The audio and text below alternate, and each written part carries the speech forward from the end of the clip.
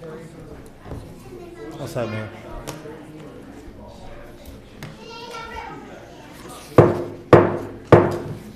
Good evening. I'd like to call this meeting to order. Today is Thursday, April 7th, 2022. Clerk, could you call the roll, please? Councilor Kent. Here. Councilor Giannettino. Here. Councilor Cuddy. Here. Councilor Locastro. Here. Mayor Quill. Here. Would you please join us in the Pledge of Allegiance?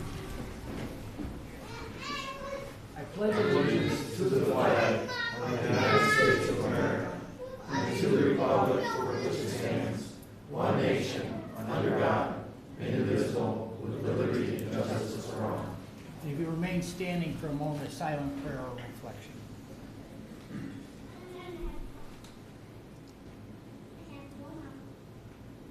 Thank you. Please be seated.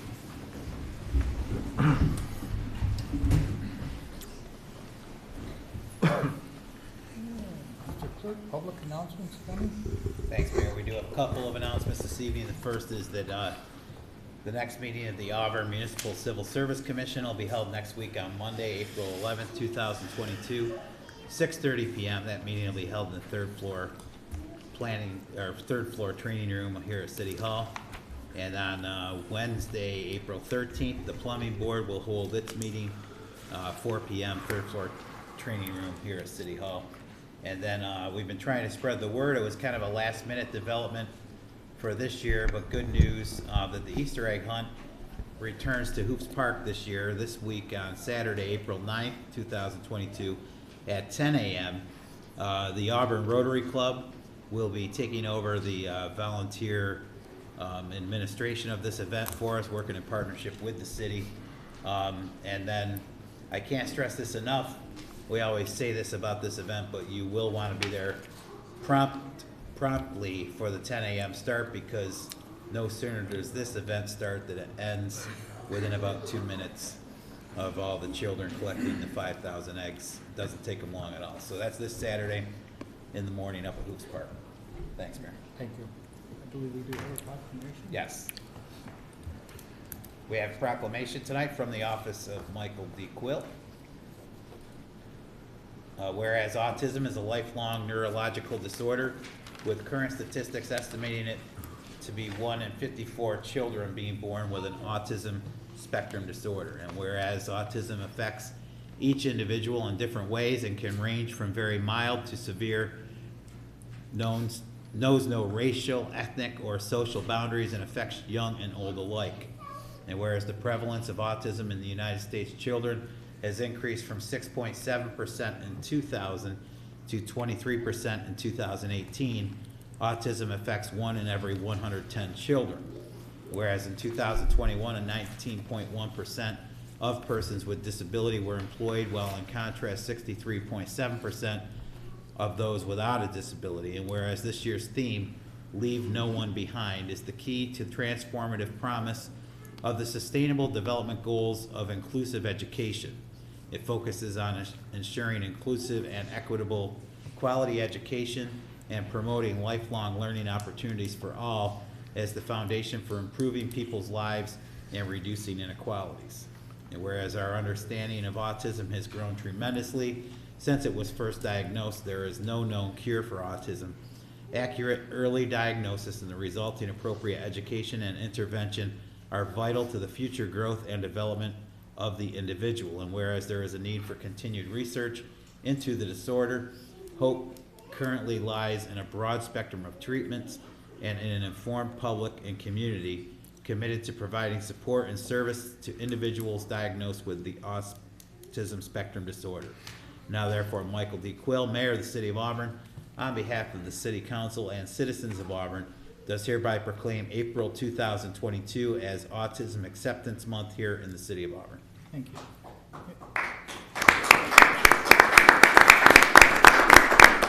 With us this evening to receive this is Christina Bandito Warder and her family. Christina, thank you for the podium.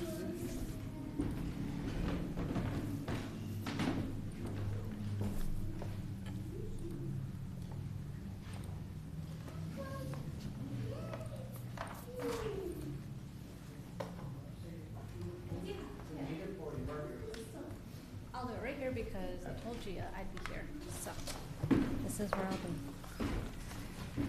Hello. I think I first want to start with, we don't need a cure, we need acceptance. But, so I need to first and foremost thank the city council members, Mayor Mike Quill, for being an ally and inclusion and my mission. I also want to thank, and I don't see her here tonight, is Rhonda Miller, because she really is the lady behind the scenes here, you know, collecting the data, writing the proclamations. So I do want to thank Rhonda.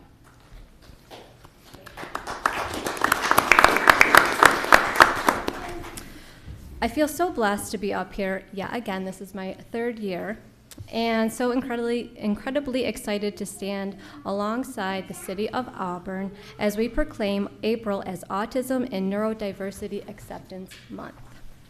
My message is clear tonight, which is why I wrote a speech. I typically don't.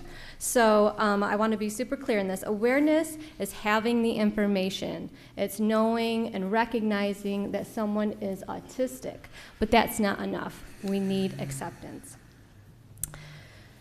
Acceptance is community. It's community connection, it's community integration. All year, not specifically to April, I am out in our community campaigning for inclusion, campaigning for neural inclusion, sensory inclusion, and what does that look like? So we know that a person's abilities are contingent on their environment. Let me give an example. Who here wears eyeglasses or corrective lenses or maybe have had corrective eye surgery? Right, yeah. Now just take a minute and think, if you didn't have those type of accommodations, what would your life be like? What would the quality of your life be like? Accessible environments, which are environments that physically and socially support each and every person, need to happen. They need to happen in our schools, they need to happen in our businesses, they need to happen in our homes, and the services that we provide. So I'd like to challenge everyone here tonight to do as best as you can to see through a neurodiverse lens. And think critically, are we enabling people or disabling people in our community? Thank you.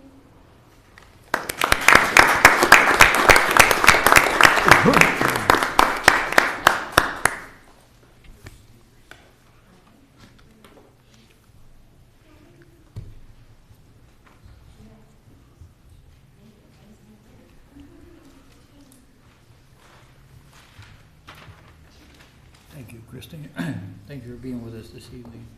Move along to the public to be heard. Mason? At this point in time, we will open the public to be heard portion of the council meeting. Residents are asked to state their name and address for the record. Please keep remarks to 3 minutes or less, and please observe commonly accepted rules of courtesy and decorum. Thank you. At this time, is there anyone desiring to be heard? Yes, sir, please. Either podium, and if you'll give your name and address for the record, please.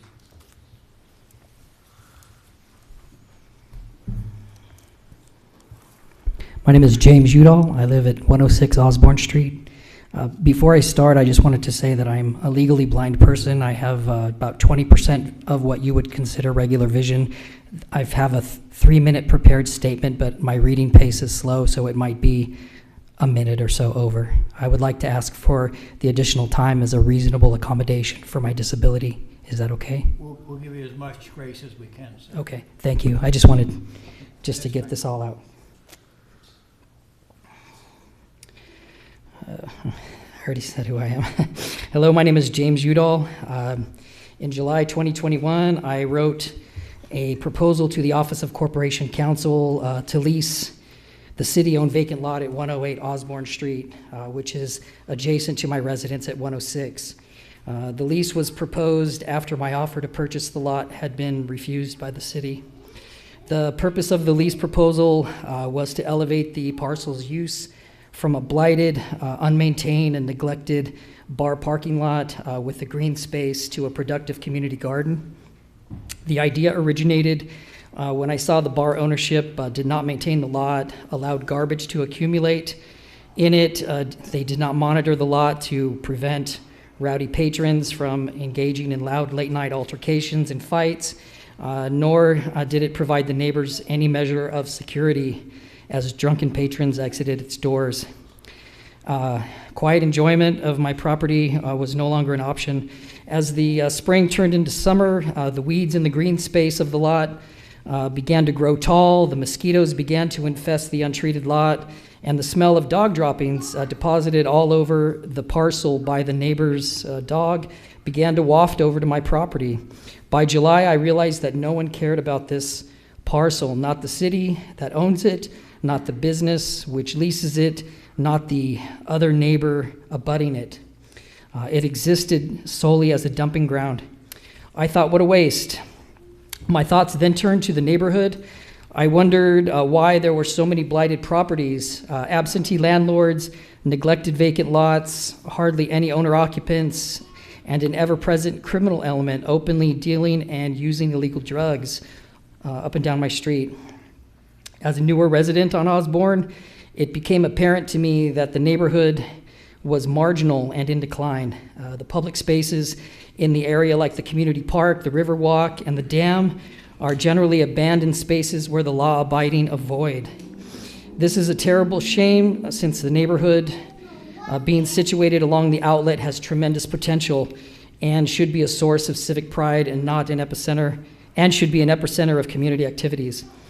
The community garden, as at the proposed location, would accomplish many things all at once. I'm almost done. First, it would place the lot into the hands of people who actually care about the street and who will actually maintain the lot. Second, the community garden will elevate the lot's use, making a beautiful and productive space out of a wasteland.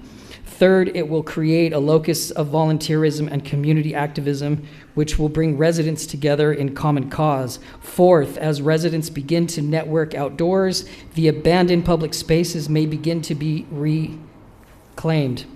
Fifth, if the garden generates a bountiful harvest, local food pantries could be supplemented. Sixth, should this first community garden succeed next year, an expansion to other city-owned vacant lots along Osborne Street could be proposed, creating even more community involvement, multiplying the potential harvest, and reclaiming even more abandoned public spaces. In time, the Osborne Street Community Garden model could serve as a prototype for development of a significant number of the 200-odd city-owned vacant lots, focusing perhaps on marginal streets that need renewal and reinvestment. With luck, perhaps a quiet renaissance could take place, lot by lot, street by street, neighborhood by neighborhood. I am here today to appeal for political support for the lease proposal at 108 Osborne, presently in the hands of Corporation Council. I believe that the process to date has been slow going and has not been given the serious attention that it deserves. The process thus far has yielded nothing concrete. I have pressed the matter by regularly following up, calling, emailing, and visiting City Hall. The result has been a mildly adversarial relationship where one side feels ignored and unsatisfied while the other feels harassed. I have to cut you off there. We've given you more than enough time. Okay. And, thank you for being with us this evening. All right, thank you for listening. Thank you.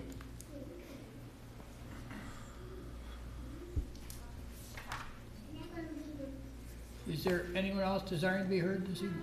Please, if you come to the podium and state your name and address for the record, please. My name is Andrew Bishop. My address is 84 Grand Avenue, Auburn, New York.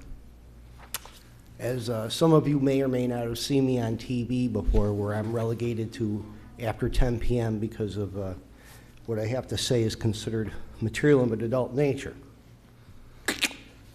What it is the sewage treatment plant in Moravia is cheating.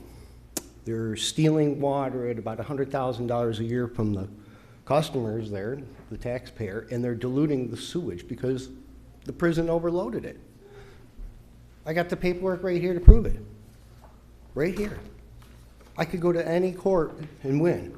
What's most interesting, though, is that I found out that Nobody wanted to talk about it, except, of course, off camera. And then everybody's a chatty Cathy now. So in any event, I have been thinking about starting a class action lawsuit. I'd rather not do that, seeing as how it's just going to come out of the taxpayer's pocket, i.e. my taxes will go up too. Now, I'm not certain what the proper procedure is when you call the EPA, file a complaint, and it disappears repeatedly. You call the DEC, they won't even touch it because why? That's not in their jurisdiction. All they can do is test for certain things, and that's it. Their hands are tied. Me, I can go down there. I started talking to some of the people that live on the south end, you know, where the inlet is, because I wanted to do a bore reading. You see, I can date through a bore to the day almost when the mercury started showing up, because there's certain fish, of course, we can't eat in the lake. Well, eventually, a lot of these things are getting through that very expensive, you know, carbon filtration system. We're drinking it and showering it, giving it to our children. In any event, I can take that bore and date it within weeks. What's it going to show? As soon as that sewage treatment plant got overloaded because they started double bunking the inmates, that was it. Now, we all know that the guards, the corrections officers, they have a very strong union. We need prisons. Believe me, after serving on grand jury duty, I got a tour of Auburn prison. There's some people you do not want running free and easy in the streets, no matter how much you think they might be changeable. That's just my opinion. But the fact remains is that the prison is overloading the system. Long ago, Mr. Caddo, years ago, they were going to sue the state. Extra inmates prompt lawsuit threats. What happened to it? Well, you see, when you tell people that your sewage treatment plant can handle X number of gallons and it can only handle Y number of gallons, and the difference between the two means an overloaded of the sewage treatment plant, well, and with Groton cheating too, Groton cheats too. So you got to figure, even if they are operating at their minimum, which is 85%, all right? So Groton and Moravia are almost equal. Mr. Bishop, I have to cut you off, sir. Your time is up. Thank you, though. Thank you, though, Thank you Mr. for Mayor. your I appreciate it. Thank you. City Council members, have a good evening. I'll see you next Thursday. Thank you. Is there anyone else desiring to be heard? No one? Very well, we have a second public to be heard at the last portion of the meeting, if you haven't already spoken, entitled to speak. So thank you for your patience. Approval of meeting minutes from March 10th this year. We have a sponsor, Councilor Cuddy, Councilor Giannettino. Discussion, corrections, deletions. Please call the roll. Councilor Kent? Yes. Councilor Giannettino? Aye. Councilor Cuddy? Yes. Councilor Locastro? Yes. And Mayor Quill? Aye. Carried. Minutes from March 17th of this year. Do we have a sponsor? Councilor Locastro, seconded by Councilor Kent. Corrections, deletions. Please call the roll. Councilor Kent? Yes. Councilor Giannettino? Aye. Councilor Cuddy? Yes. Councilor Locastro? Yes. Mayor Quill? Aye. Councils, I believe March 24th minutes will be on Now next. you're ready. You ready now? All right, very well. For the meeting of March 24th, do we have a sponsor? Councilor Giannettino, second by Councilor Cuddy. Corrections, deletions? Hearing none, please call the roll. Councilor Kent? Yes. Councilor Giannettino? Aye. Councilor Cuddy? Yes. Councilor Locastro? Yes. Mayor Quill? The vote present, I believe I was absent that night. Carried. Thank you. Mr. Diger, City Manager's report, please. Thank you, Mayor. Just an update on our coronavirus state and local recovery funds, small business recovery program. I've been giving some updates on this over the last few weeks. Again, there is a maximum of $40,000 per applicant available, and applications are due April 30th. The application process is online only. If potential applicants have questions or need assistance, they can refer to the City of Auburn webpage, which has a newly added frequently asked question section, or they can contact the Cuga Economic Development Agency for guidance through that process. As of today, we have received 14 completed applications with another 32 in progress. City of Auburn is currently accepting proposals for services related to the mandated safety inspection of the Mill Street Dam. Proposals for that are due on April 13th. We're also currently accepting bids for the 2022 annual road program with responses due back on April 26th. And the city is also accepting bids for miscellaneous pipes and material for our water and sewer system. Responses due back for that on April 28th. More details on all of this are available on the City of Auburn webpage under the tab Bids and RFPs. Let's see, just a little while before the meeting, some of you may have seen or heard, we had a little issue with the Chemung Canal Trust Building at 120 Genesee Street downtown with partial collapse, if you will, or failure of the wall on Genesee Street. DPW has been working, and code enforcement have been working with the building owners to block off sidewalk and evaluate that problem. But we think, last I heard, that sidewalk may be blocked for a while the situation's evaluated and the situation is taken care of. Earlier today, staff met with representatives from Burn Dairy on Franklin Street to discuss numerous calls for police service and some complaints we've received from adjacent businesses and neighbors in that neighborhood. It was a good meeting with several ideas exchanged between the city and the owner of that property to improve the situation and do all we can to get some of those businesses working with each other, and that really shouldn't be a problem. There's several of those businesses who want to cooperate with each other, improve that neighborhood, improve security, and all that. So that's going well. Recently, within the last week or so, city residents and business owners received a mailing regarding the ability to take part in the solar farm under construction at the city landfill and receive a 10% discount on their electric bill.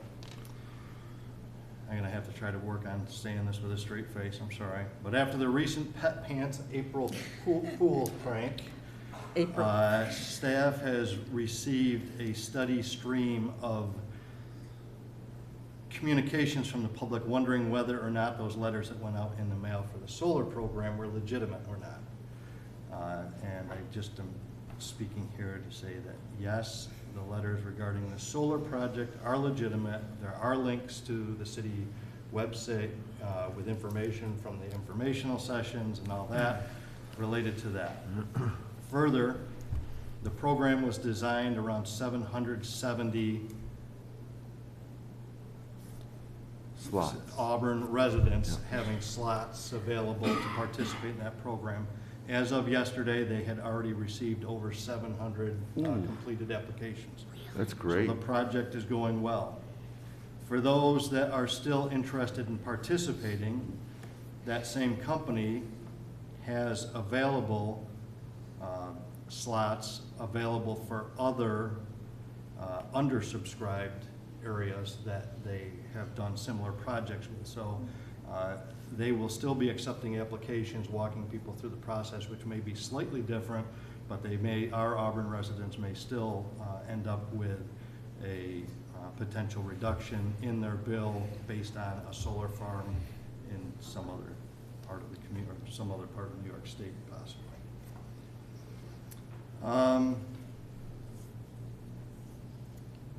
Recently, we here at City Hall have seen, and this has been an ongoing issue, but recently it has become a bigger issue with disruptive individuals coming to City Hall in a number of ways. It is, there's over the years there have been concerns about security at City Hall. Recently, those concerns, I think, have been heightened over the behavior of some individuals that continue to come to City Hall on a regular basis, We've had people in the hallways screaming and yelling, using profanity, making allegations against staff, giving our police officers a hard time in the building, a whole gamut of things. It is a very difficult situation for much of our staff and our administrative staff who are not trained or equipped to deal with that type of thing. So later tonight, as we're going through the budget, one of the things I will talk about in the budget that is not included in the proposed budget we're going to present to you tonight, but we will be looking at and present to you is I feel we have a need for some sort of trained security in the building. The problem is becoming significant. We are aware of, in some cases, some of these individuals have been banned from other municipal buildings, whether they're school district, things like that. It's a problem. Our employees have a right to come to work and have respectful interactions with the public, to not feel threatened, and to do the work of the vast majority of the citizens of Auburn without that weighing on them. So I say that whether we want to have further discussion about that at any point in time soon or down the road, but that discussion needs to happen. Along those lines, we are aware that even in the field, our employees end up on the receiving end of what seems to be escalating interactions with folks from the public. So we are working on, first and foremost, getting some training for our employees so that they know, A, what we expect of them and how to interact during those situations, improving our complaint process so that there's a formalized process by which folks can lodge a complaint and deal with that, because those things shouldn't be happening face-to-face in the street or in the hallways of this building. So that is ongoing. Lastly, I would like to address the issue of the city-owned parcel on Osborne Street, because I'm aware that there is an abundance of information being shared on social media and through other means.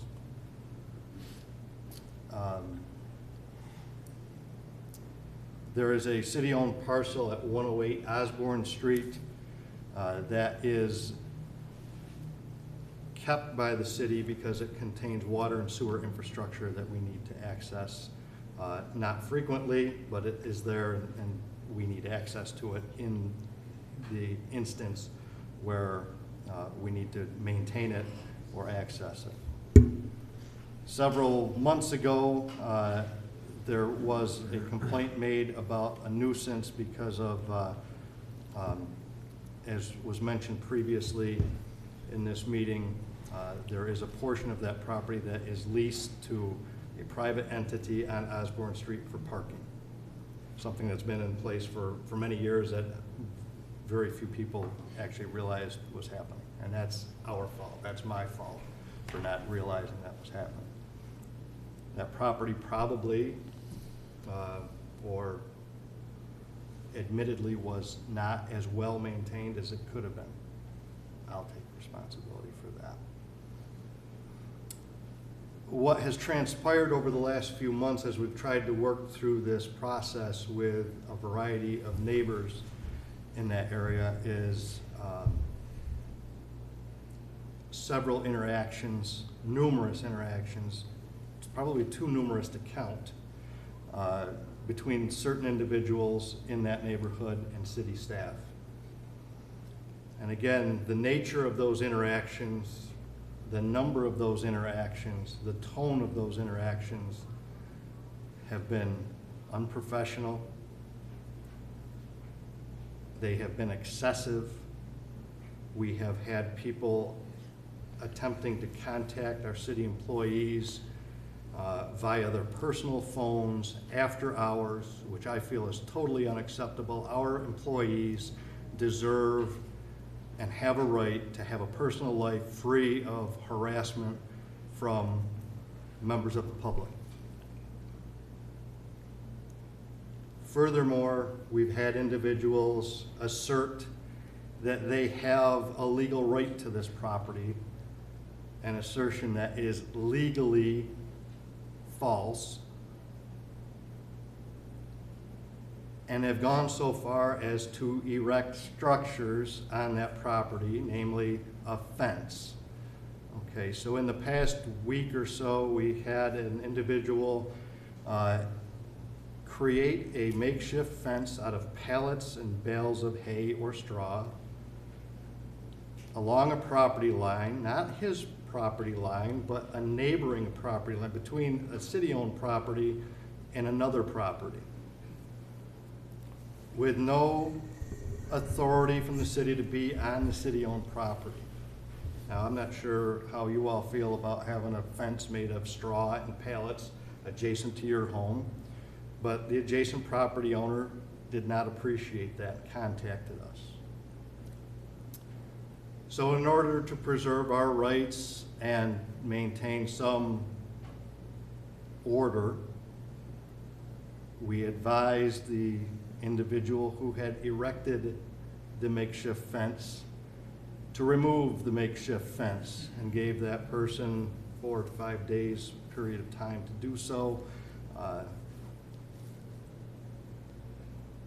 The individual acknowledged receipt of that order to remove the material from the city property, both in writing via email and in person when they visited City Hall once again.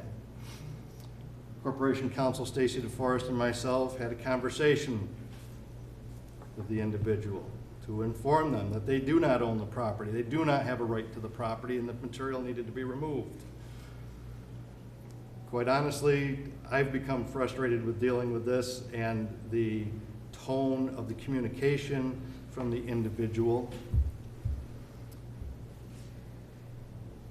and said simply that in my mind, this is becoming so much work that it would be much easier to just remove everything, put up a fence, we'll maintain the property as we should. The individual responded to me that that's all I wanted. Okay? That's all I wanted. So there's a lot of discussion about community gardens and things like that, but I think the discussion is there's a level of disingenuousness to that statement. The bottom line is we don't disagree that community gardens could be a good thing. They have to be partnerships with responsible, respectful partners, first and foremost. To give you an idea of the level of respect that we received, rather than remove the material appropriately from the city property, the individual broke open the bales of hay and straw and threw them across the city-owned property, creating a larger issue for us to have to deal with than just picking up bales of straw. In my opinion, that seems to show an intent to not be cooperative. We sent city crews up, we've cleaned the property, because leaving that straw in place on the ground would have killed the grass. There's no grass. So that's where we stand on that issue. I want to make sure, though, because there has been so much communication about this, that all of the facts are out there. And we do have a variety of, and a long list of communications back and forth. We have attempted to work with the residents and the business owners in that area. We'll continue to do so. But it is my opinion that 108 Osborne Street should be fenced, it should be maintained by the city, and that should be the end of discussion, because we are not having appropriate, respectable communication, and I don't expect that that would change with anything that we do at this point in time. And with that, I'll take any questions you have, Mayor and Councilors. Very good. Council? Mr. Duggar, I'll speak on behalf of myself. Hopefully, council supports it. I would like you to come forward in the next week or two with a proposal as to what you feel, you yourself and staff feels appropriate, and council will take you, take action as they feel appropriate. And I don't believe that it really requires council's permission. I believe that comes under your jurisdiction, the city manager, but regardless, we'll work through it, so. Agreeable, councilors? I don't want to embarrass you, but Sure. we can talk about it. Thank you. That's all I have. All right, very good, thank you. Any questions from Mr. Dygert, councilors? Thank you. Reports from members of council. Councilors?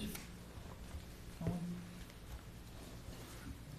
one? Seeker resolution number 1 of 2022, determination that the Casey Park Skate Park project is an unlisted action and will not have a significant adverse environmental impact.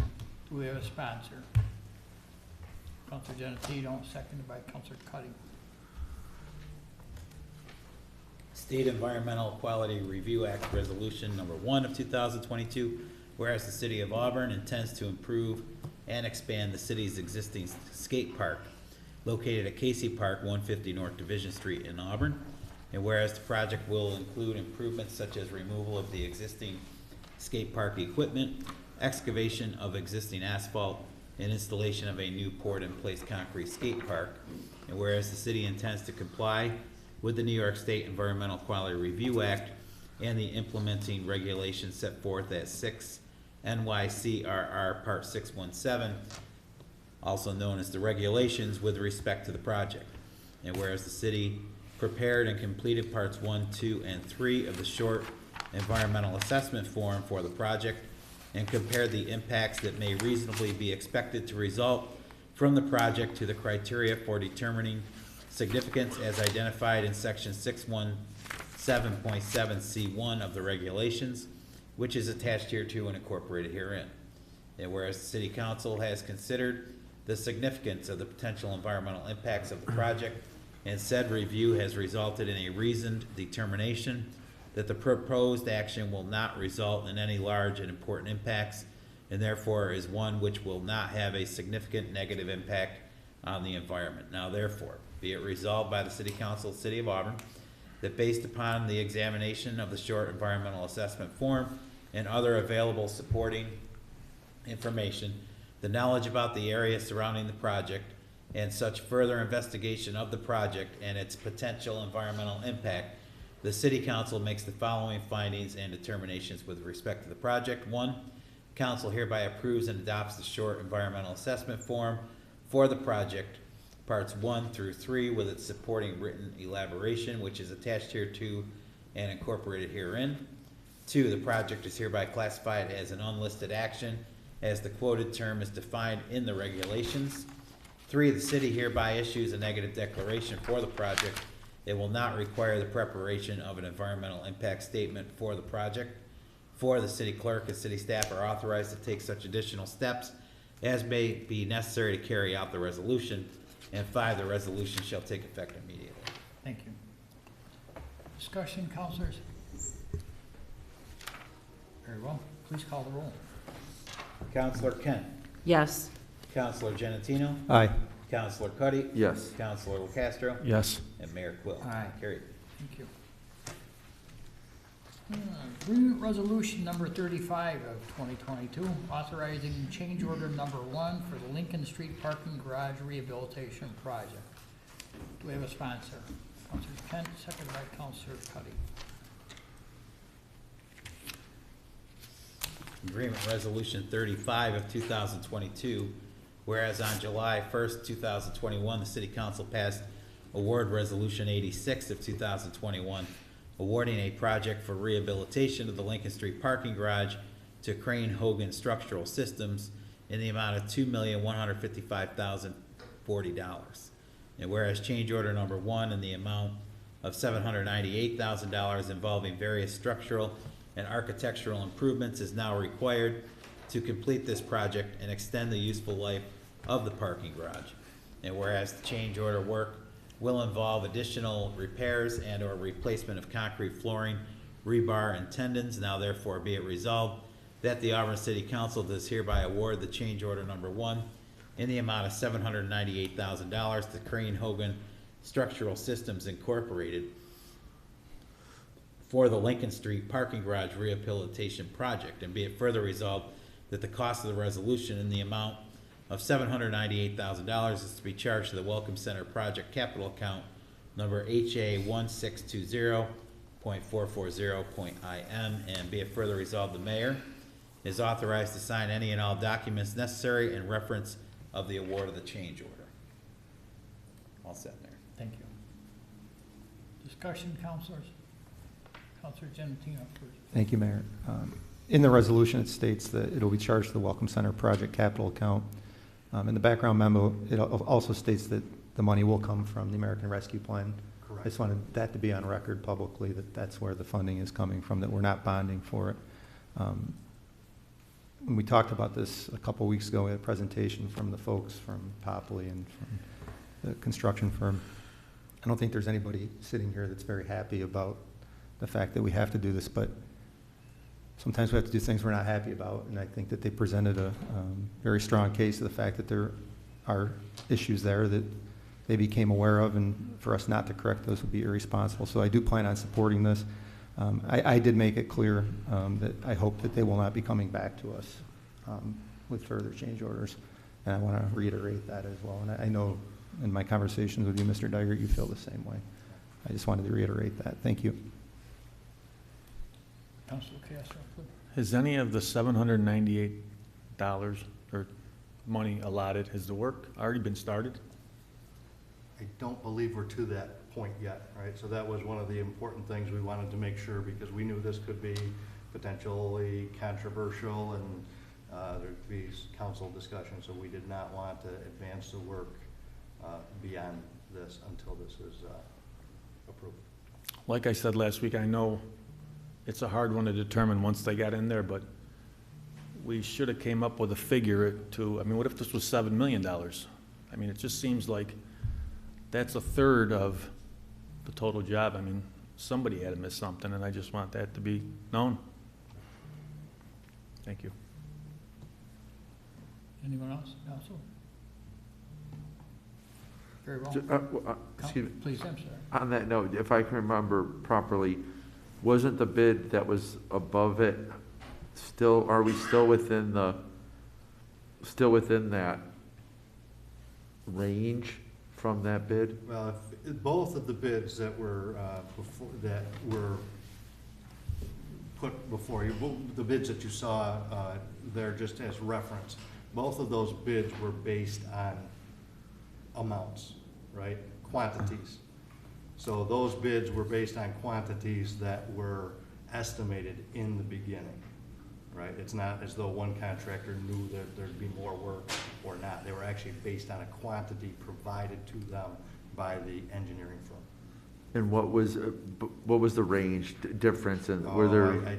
I think it was around from about $2 million to around $8 million. So we're still within that. There's 2 and 8. Definitely. So we've gone from 2 million to about roughly 2 million to about 3 million. 3 million. Okay. So again, like at least we're not at 8 million, and we don't want to get there. Trust me, Councilor Locastro, we don't want to get there. But the second one was 8 million. The second lowest bid was 8 million, right? Correct. Are you all set, Councilor? Councilor Cuddy? Yes, yes. Okay. Councilor. That's more of a reason that the first bidder saw how much money you left on the table to go back and try to get some more. That's how it works in the field. If you bid a job for $2 million and the next guy was 8, you think you'd miss something. So the name of the game is to go back and try to get a little bit more, and he did. We got to take lowest bid. You know, it's. Yeah. Well, we're obligated to take the, as I recall, obligated to take the low bid unless we can prove that the reason, you know, that the low bid isn't necessarily gonna be appropriate or doable, so. And I don't wanna argue over this. No, yeah, I just, Yeah, none of us want to do this, like Councilor Giannettino said. Right, and we have an engineering firm overseeing the work to make sure it's necessary and appropriate, as well as our own staff keeping eyes on things as well. Are they the same ones that put it out for bid? As far as our staff, Yeah, yes. okay, further discussion? no. Clerk, if you call the roll, please. Councilor Kent, Yes. Councilor Ginnettino, Aye. Councilor Cuddy, Yes. Councilor Castro. Yes. Mayor Quill. Aye. Carried. Mr. Drager, real quickly, do we have an idea of when they'll be open to, completely I open? believe they're hoping to wrap that up in June. June, thank you. Agreement resolution number 36 of 2022, authorizing change order number 3 for parking garage for Copley Design Group. Do we have a sponsor? Councilor Giannettino, second, Councilor Cuddy.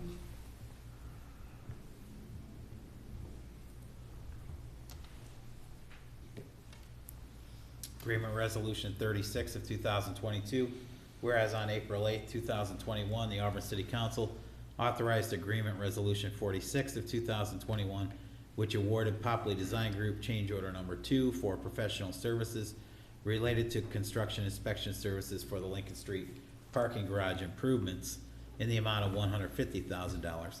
And whereas the City of Auburn was previously awarded $10 million from the Upstate Revitalization Initiative towards the project, and whereas the city has completed all of the construction of the New York State Equal Rights Heritage Center and finished all related property and highway improvements except for those needed to complete the remaining capital improvements to the downtown parking garage, which serves as the visitor parking of the Equal Rights Heritage Center.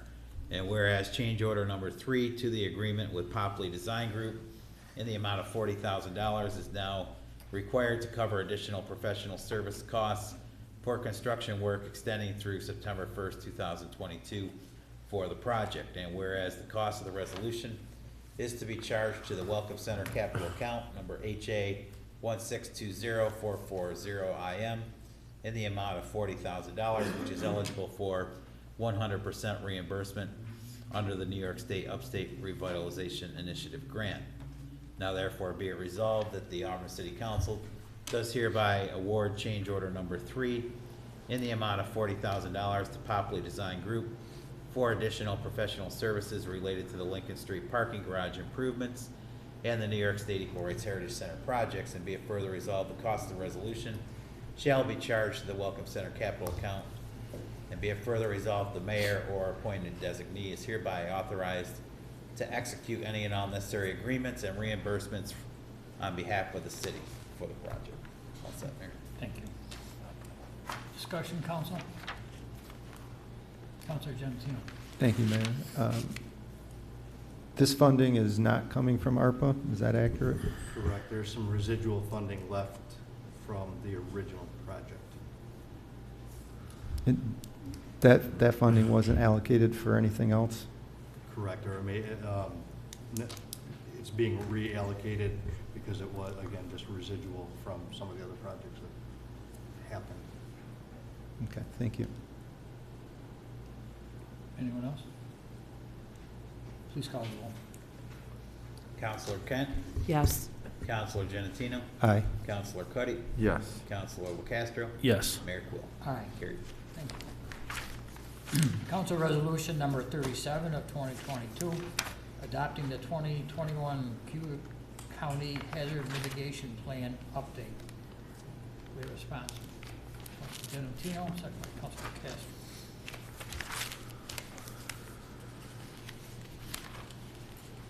Council Resolution 37 of 2022, whereas the City of Auburn and Cuyahoga County, New York has exposure to natural hazards that increase the risk to life, property, environment, and the local economy. And whereas proactive mitigation of known hazards before a disaster event can reduce or eliminate long-term risks to life and property. And whereas the Disaster Mitigation Act of 2000 established new requirements for pre- and post-disaster hazardous mitigation programs. And whereas a coalition of Cuyahoga County municipalities, including the city of Auburn, was formed to pool resources and create consistent mitigation strategies throughout Cuyahoga County.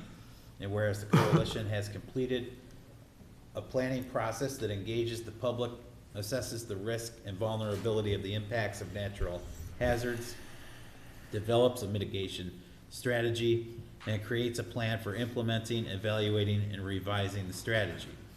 Now therefore be it resolved by the City Council that the City of Auburn adopts in its entirety the 2021 Cuyahoga County Hazard Mitigation Plan update as this jurisdiction's hazard mitigation plan, and resolves to execute the actions identified in the plan that pertain to the City of Auburn. Be it further resolved, the City of Auburn will use the adopted and approved portions of the plan to guide pre- and post-disaster mitigation and coordinate strategies identified in the plan with other planning programs and continue its support of the Mitigation Planning Committee. And be it further resolved, the City of Auburn will promote and incorporate mitigation planning as a component of governmental operations and provide an update of the plan in conjunction with the county no less than every 5 years. All set, Mayor. Thank you. Discussion, councilors? Please call the roll. Councilor Kent, Yes. Councilor Giannettino, Aye. Councilor Cuddy, Yes. Councilor Locastro, Yes. Mayor Quill. Aye. Carried. Council Resolution number 38 of 2022, adopting the retail water rate. Do we have a sponsor? Councilor Cuddy, second by Councilor Kent.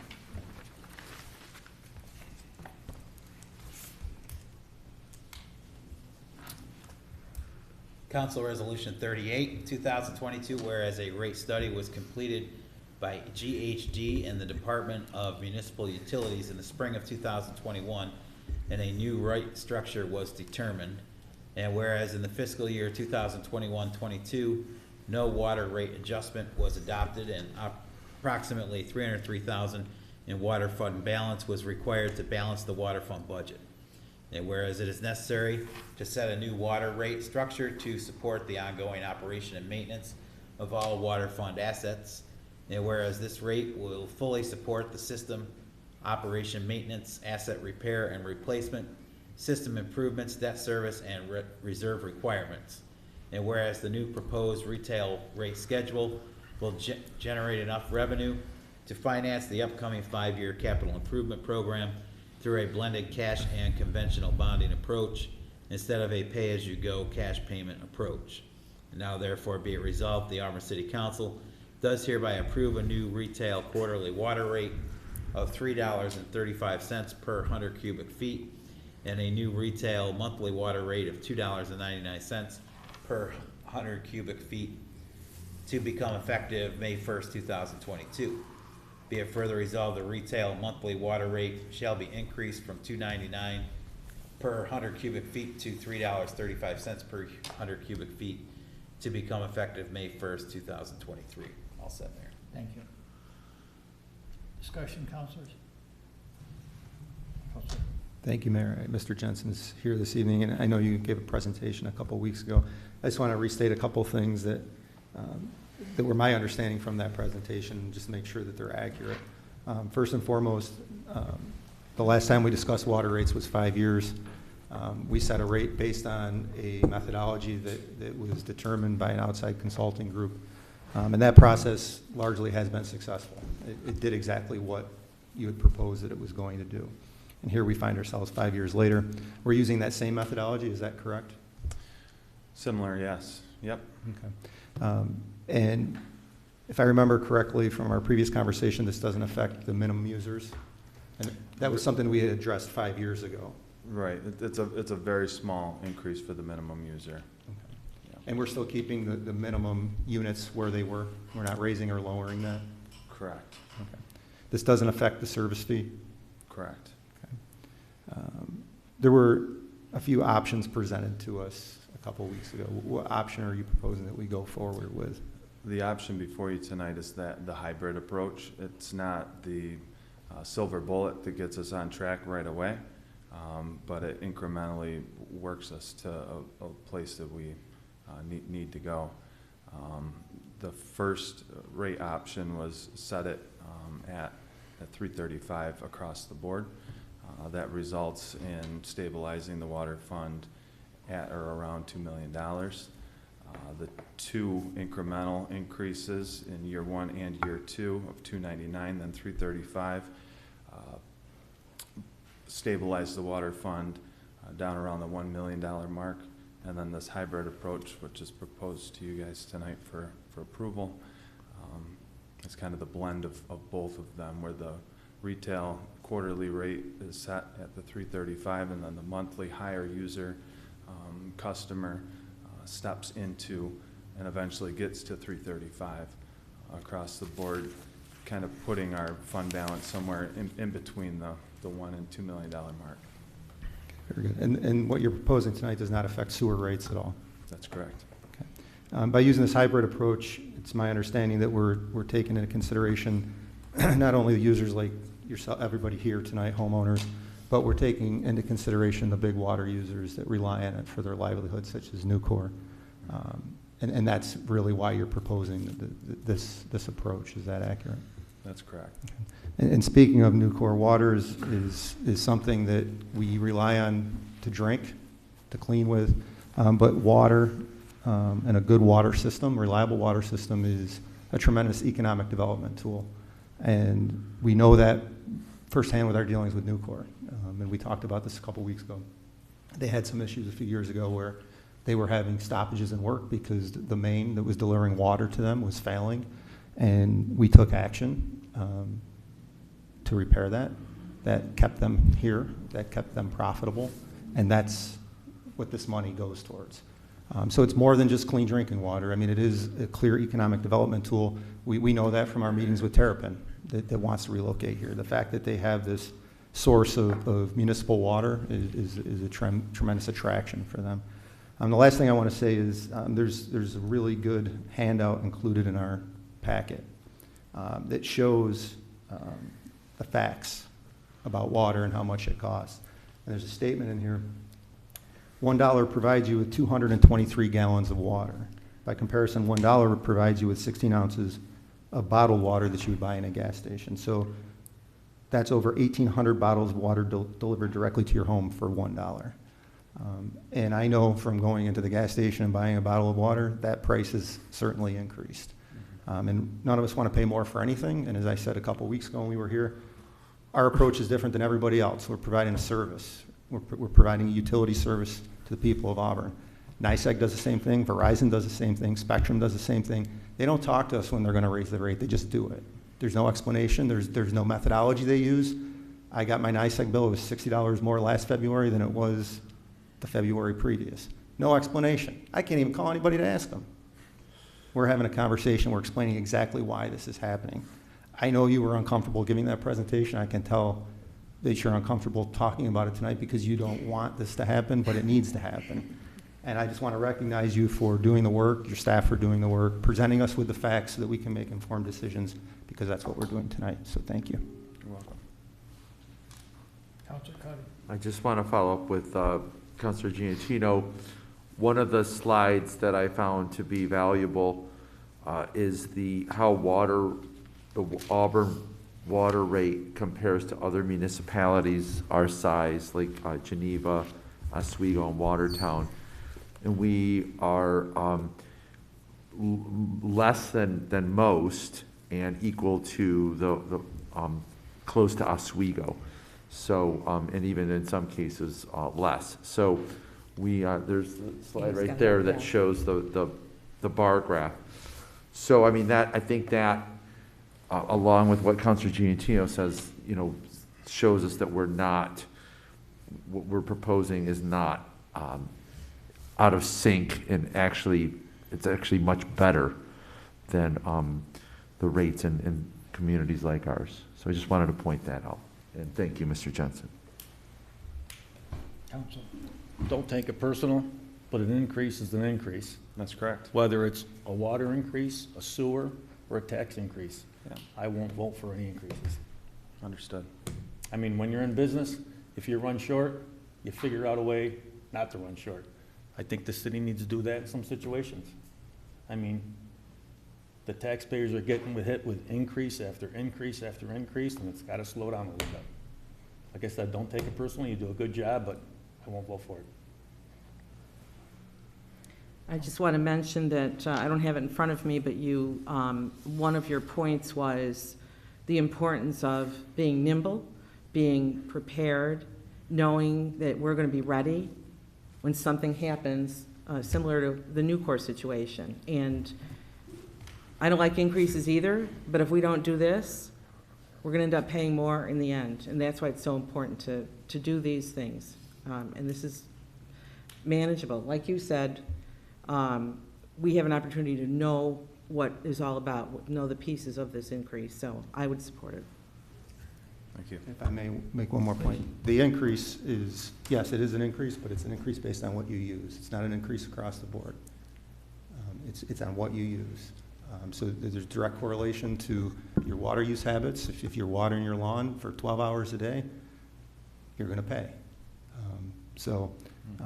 It is an increase, but it's not just an increase. It's an increase based on what is used. Based on consumption. Yep. Correct. Yep. Thank you, Mr. Thank you. Jones. I believe that. Anything further, Council? Thank you.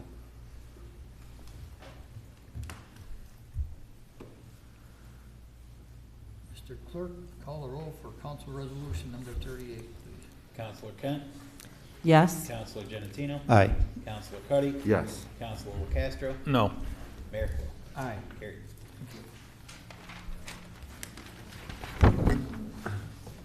Mr. Diger, preliminary budget presentation.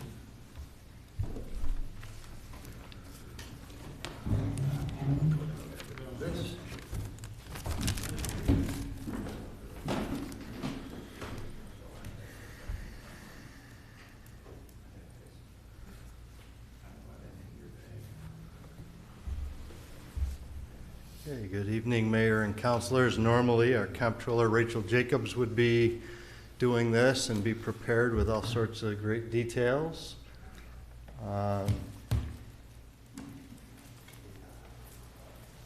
She is in Albany right now at a government finance officers meeting and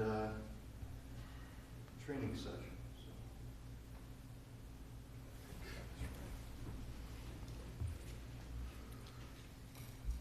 So as you know, this is a multi-month process that we undertake starting in January of every year. And we go through, we look at where we stand with the current year's budget, previous year's budgets going back typically 3 to 5 years. Each of the department heads is presented with their current budget and previous budgets as a starting point for their consideration. They get back to us with their thoughts and ideas related to their operating budget. Most of the personnel-related expenses are handled by the Comptroller's office because of the how much detail and how technical that is. So that typically happens from the Comptroller's office with a few exceptions. And then over time, they feed that stuff back to me and the Comptroller, and then we sit down with each of the department heads, go over their budgets. We typically will trim a few things here and there. There may actually, on occasion, be an addition here and there. And then we put together, or the Comptroller typically will put together on my behalf, the budget that you see here. Again, this is a preliminary budget. So it's here to give you an idea of where we initially stand. There's still, room for movement. There are several things I'll mention at the end that are still things that are in flux. Things like the New York State budget, right? So the New York State budget has an impact on our budget. So until that's passed and we know how some of that state funding goes, we can't be certain. Other things that are somewhat up in the air right now, we have a good idea of what our total assessed value in the city is, but currently the Board of Assessment Review is still conducting reviews with citizens and property owners for that. And when the final roll comes out, that will have an impact on the actual tax rate for us. So this is very, it's a ballpark. It's pretty close, but there's still room for things. Other things that will happen is between now and the end of this fiscal year, you know, we'll do things with our department heads if they've requested a particular piece of equipment, maybe in next year's budget, but we find out that they are very underspent this year. We may get ahead of things. That helps us close the gap, things like that. So as we move along here, I'll try to zip through this. It's not very long, and it's a pretty high-level view. This year, this particular budget proposal is in at $43,949,604, again, in this preliminary discussion. That is about a 7.7% increase over the 2022 revised budget, or in terms of dollars and cents, about $3.1 million. The current gap that we've got, in the funding gap, the difference between the revenues we project coming in and the expenditures going out, is about $3.3 or $3.4 million. There's a variety of ways we can tackle that. We have a healthy fund balance right at the moment. It's around $5 million, which is on the high end of what we're allowed to have in fund balance. We have had Arpa funds come in that are able to be utilized for this purpose. Mr. Dyer, would you yes. just, for everyone listening home, would you just explain what the ARPA is again? Okay, so when we received the federal funds to the tune of approximately $22 million from the federal government for COVID relief, and that could be utilized for operations, it could be used for revenue replacement, it could be utilized for business assistance. Those are all things that this council has voted on, and that $22 million, of which we have received the first tranche, the first appropriation last May of approximately $11 million.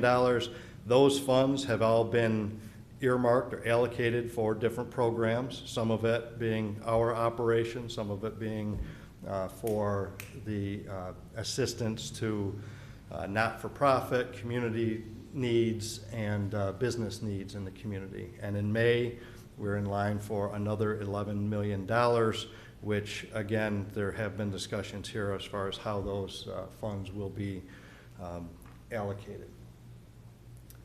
So along the way, when we look at this compared to, I know there was a lot of discussion about the new reval of property tax, of properties in the city. When we combine those things, we actually look at a total tax rate decrease, a rate decrease of 14.9%. I'll get into some more details about that here shortly. It is in compliance with the New York State tax cap, which is not as simple as a lot of folks imagine, that, you know, the 2% tax cap, once all the math is done, it's a fairly involved formula. Once all the math is done, it's not exactly 2%, but that's what it's labeled. This proposal is within that state tax cap, and it's in general compliance with the city's 5-year plan.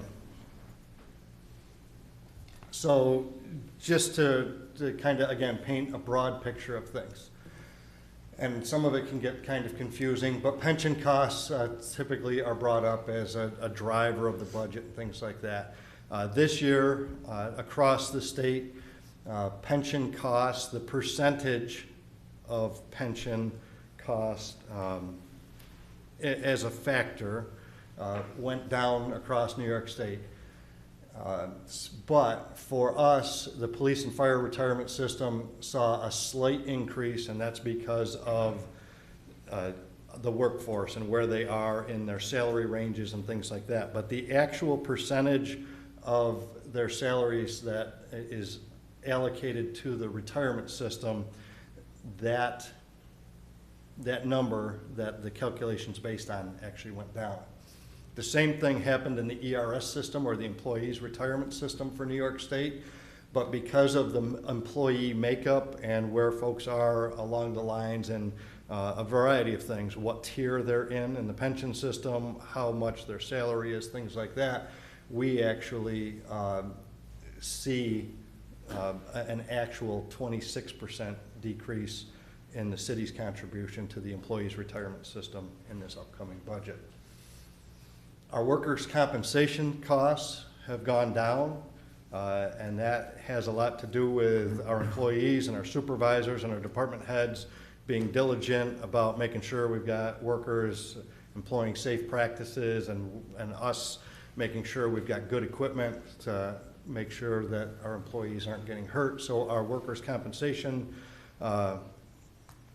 experience rating was very good, and we're actually seeing a reduction in workers' compensation costs to the tune of over $43,000. And our health insurance costs, the actual impact of health insurance for the coming year is projected to be $171,000, or a 2.2% increase. That's a pretty important number, because if we actually look at the cost of health insurance on its face, there was a 10% increase in the insurance rate. So this has a lot, again, to do with what's happening locally as far as experience and what plans our employees are choosing and things like that. So even though within the industry there's been that bigger jump, we've been able to keep that increase under control here. Again, thanks a lot to our employees for making good decisions that translate into some overall savings for us. So on the revenue side of things, the city property tax rate, again, in this preliminary phase, and this is as we talk over the next several weeks prior to your vote on this budget, that may fluctuate a little bit. But right now in this preliminary presentation, we're looking at a 14.9% decrease in the tax rate. There is a slight increase in tax collections, up 2.28%, which in dollars and cents equates to about $285,000. Again, that's within the property tax cap. For the purposes of creating this budget, and this is another area that we can actually have, we could have some discussion. The comptroller and I, as we had discussions, this budget was created around a 6.3% increase over the 2021 actual collections for sales tax, which, as you can see on the slide, equates to about $650,000. What we are actually seeing over the last several months is about a 20% increase in sales tax collections over 2021. So there's some significant room here. We don't want to get too aggressive with it, but there is some room to actually reasonably expect that we will collect more in sales tax than what we've projected here. Pilots, again, this is just talking about the revenue side of pilots, and with the way different pilots have matured over the last 12 months, we're anticipating an increase of $30,000 in revenue from pilots. One of the other revenue sources is the SAFER grant that the fire department received. That's a 3-year grant to increase staffing in the fire department. Federal program, it pays for all costs associated with those personnel, and the value of that in year one, this year that we're getting into, is $351,000. So that's included in the revenue projections for this. This is probably the most important slide, or the one most people want to see.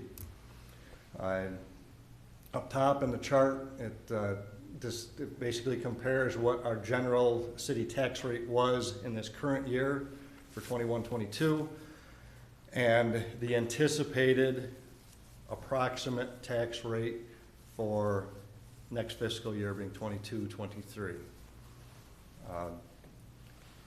And if we look at that, the general and the CIP combined for the total city tax rate, we would go from a $12.55 a thousand tax rate down to $10.68 a thousand. Again, a decrease of about 14.89%.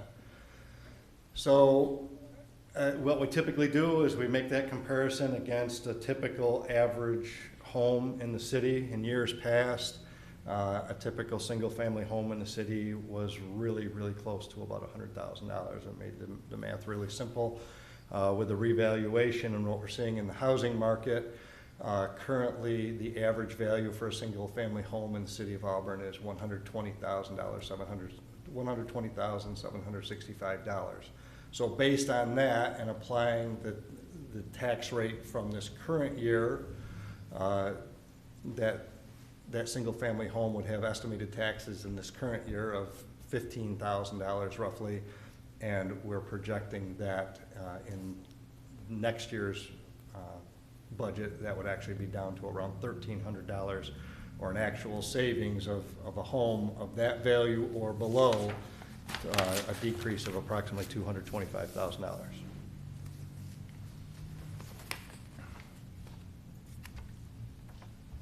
Okay, this is just a year-to-year comparison from our current year, 2022, to next year, 2023, and the recommended budget and where those things are.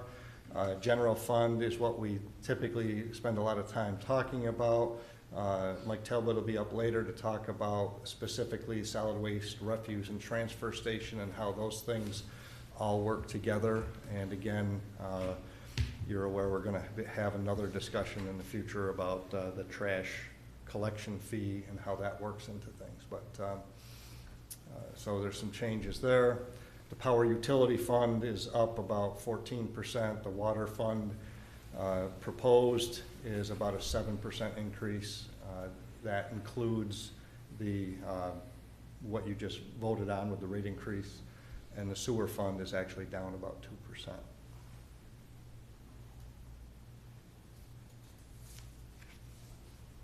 So Seth will be up later to talk about these things in more depth, but the power utility fund has a draft gap of about $577,000.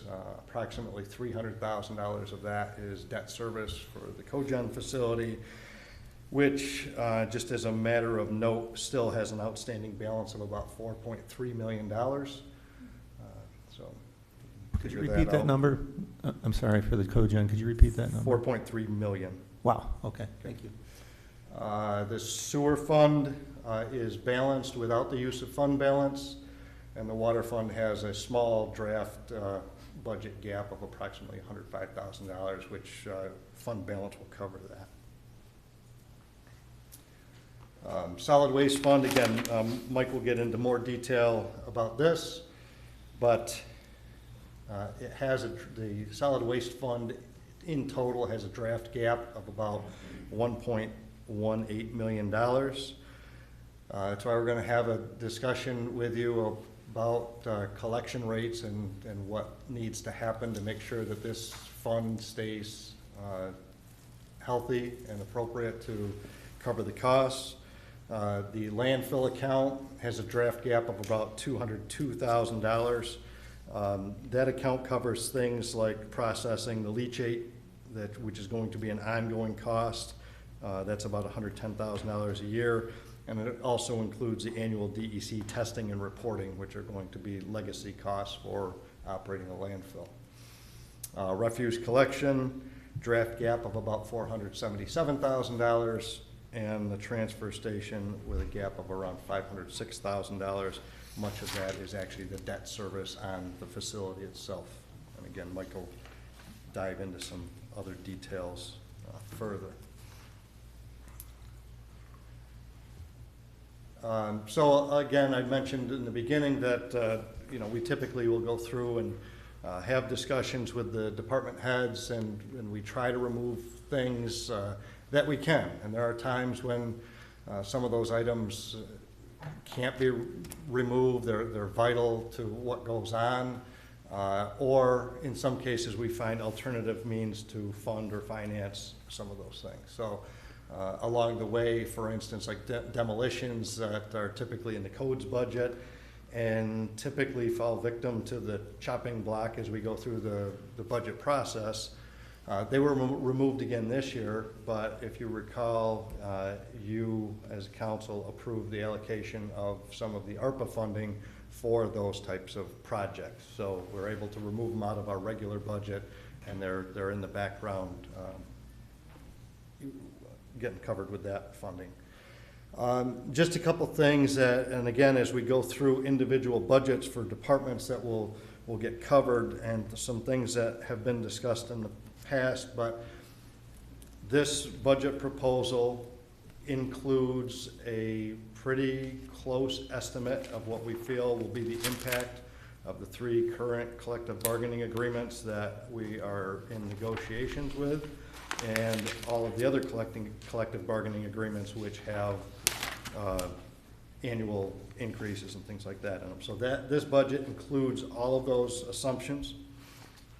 It also includes the position of a grant assistant, which we've talked about here, and that would be somebody that will help administer all these grants, because what we're seeing, especially since these ARPA funds have come out, a lot of the funds coming from the federal government, state government, they're coming in the form of grants, and in order for us to maximize our yield on those grants, we're going to need people to manage them. So that is one position.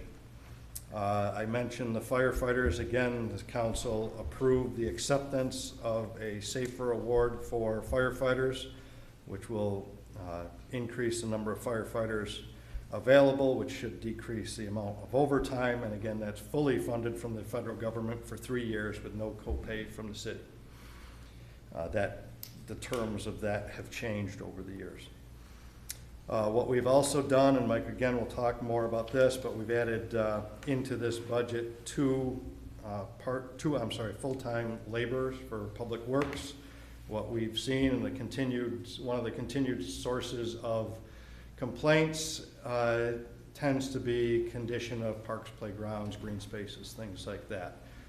We continue to spend a lot of money improving parks and green spaces and things like that, but along with that, we've got to have the capacity to maintain those areas, or it's just wasted money. There's also a full-time police officer position included in this with the addition of police body-worn cameras. It's heavy on administration. Somebody has to be able to review all of that information, collect it, gather it, store it, and that has to be someone who is a uniformed officer because of the type of material that's there. So that's proposed in here as well.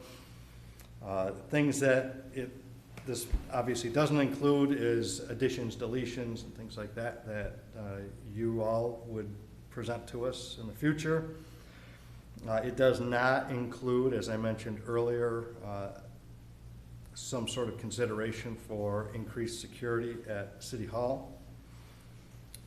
And I mentioned that there are typically reductions in the expense side of this as we move along over the next few weeks, as we fund things in different ways, as we get closer to knowing where we're going to land with this current year's budget. Things that we're waiting on confirmation of the New York State budget and what our allocations will be there. We're have not applied any of the FEMA reimbursements here. So there's a variety of FEMA reimbursements that we have outstanding. We've got several applications into FEMA for reimbursements related to our COVID response that have not been paid out yet and are still in process. Those things likely, based on the pace that they're moving at, would be revenues that come in next year, so they could be applied to this. We also have some revenues that the municipal utilities have been working on, or FEMA reimbursements related to Tropical Storm Fred. So those things, depending on when they come in, may be applied here. You already mentioned sales tax is tracking around 20% or better compared to last year, and the final assessment rolls when that happens. So there's still some wiggle room in this. Again, it's an opportunity to give you an idea of basically where we're at. Any questions? I'll do my best. I'm not a comptroller, but I'll do my best if you've got it. You can dance pretty good if you have to, right? Okay. All right. Thank you. You're not going to thank me until I can clear that screen for you. You got that? Escape. I remember that now. Thanks.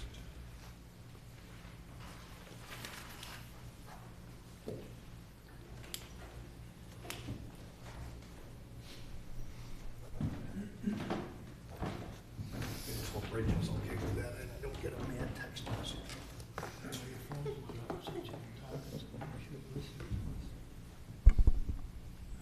Do you want me to jump right in? Go for it, please. All right, guys. Good evening. Thank you for the opportunity to present this year's Department of Municipal Utilities proposed budget. As you all know, we're made up of three funds, the Water Fund, the Sewer Fund, and the Power Utility Fund. Breaking it down to the Water Fund, we have really three main operating budgets that are managed on an annual basis. Water filtration plant, basically raw water to the pump station and all the treatment associated with that. That's also where we hold funding for like the Owasco Lake Watershed Management Council on an annual basis. Then we have our water maintenance department, the folks who are out in the streets assisting with water main breaks, customers with service leaks, coordinating with plumbers, so on and so forth. And 50% of the water billing operating budget is shared between the Water Fund and the Sewer Fund, as that department serves really both funds equally. Our Sewer Fund is very similar to the water. It's just the opposite end of the spectrum. We have our wastewater treatment plant, 24-hour-a-day operation. Both our water and our wastewater treatment plant facilities serve approximately 45,000 area-wide customers. Everybody in the city of Auburn is connected and served by the water filtration, Water Fund, and the Sewer Fund, as well as a vast number of folks, residents of Cuga County outside the city. Our sewer maintenance department is within this fund as well. They're the men on the streets assisting with any type of sewer backup, catch basin repair, manhole repair. Those are normally the annoying ones that tend to drive residents nuts, myself nuts as well, as nobody likes to drive over a clunky frame and grate. So they're doing a lot of that work every day throughout the year. And then the other half of our water billing department. Power Utility Fund is fairly simplistic in our operation budget. As far as that goes, it's really just maintenance and operation of two hydroelectric facilities. It's a relatively small operating budget each year. So flipping back to our operating budgets, and really kind of the theme this year and the approach that we've taken is, again, nobody likes a water rate increase. Nobody wants to talk about sewer rate increases. As Councilor Locastro mentioned, we need to do our part to hold the line, and I believe that we've done that in both water and sewer. And as you can see across the board here, at least our operating budget, what we have control over, we're at a 1% increase, and that's pretty darn good when you factor in 30% increase to chemicals, 30 to 50% increase for pipe materials, if we can even get them this year.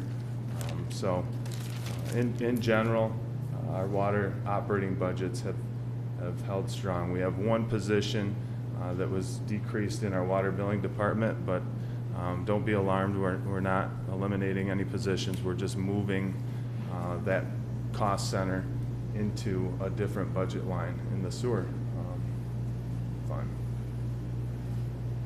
No real significant changes in service between last year and this year proposed. As I mentioned, we are going to do the best that we can within a moderate increase proposed in our operating budget.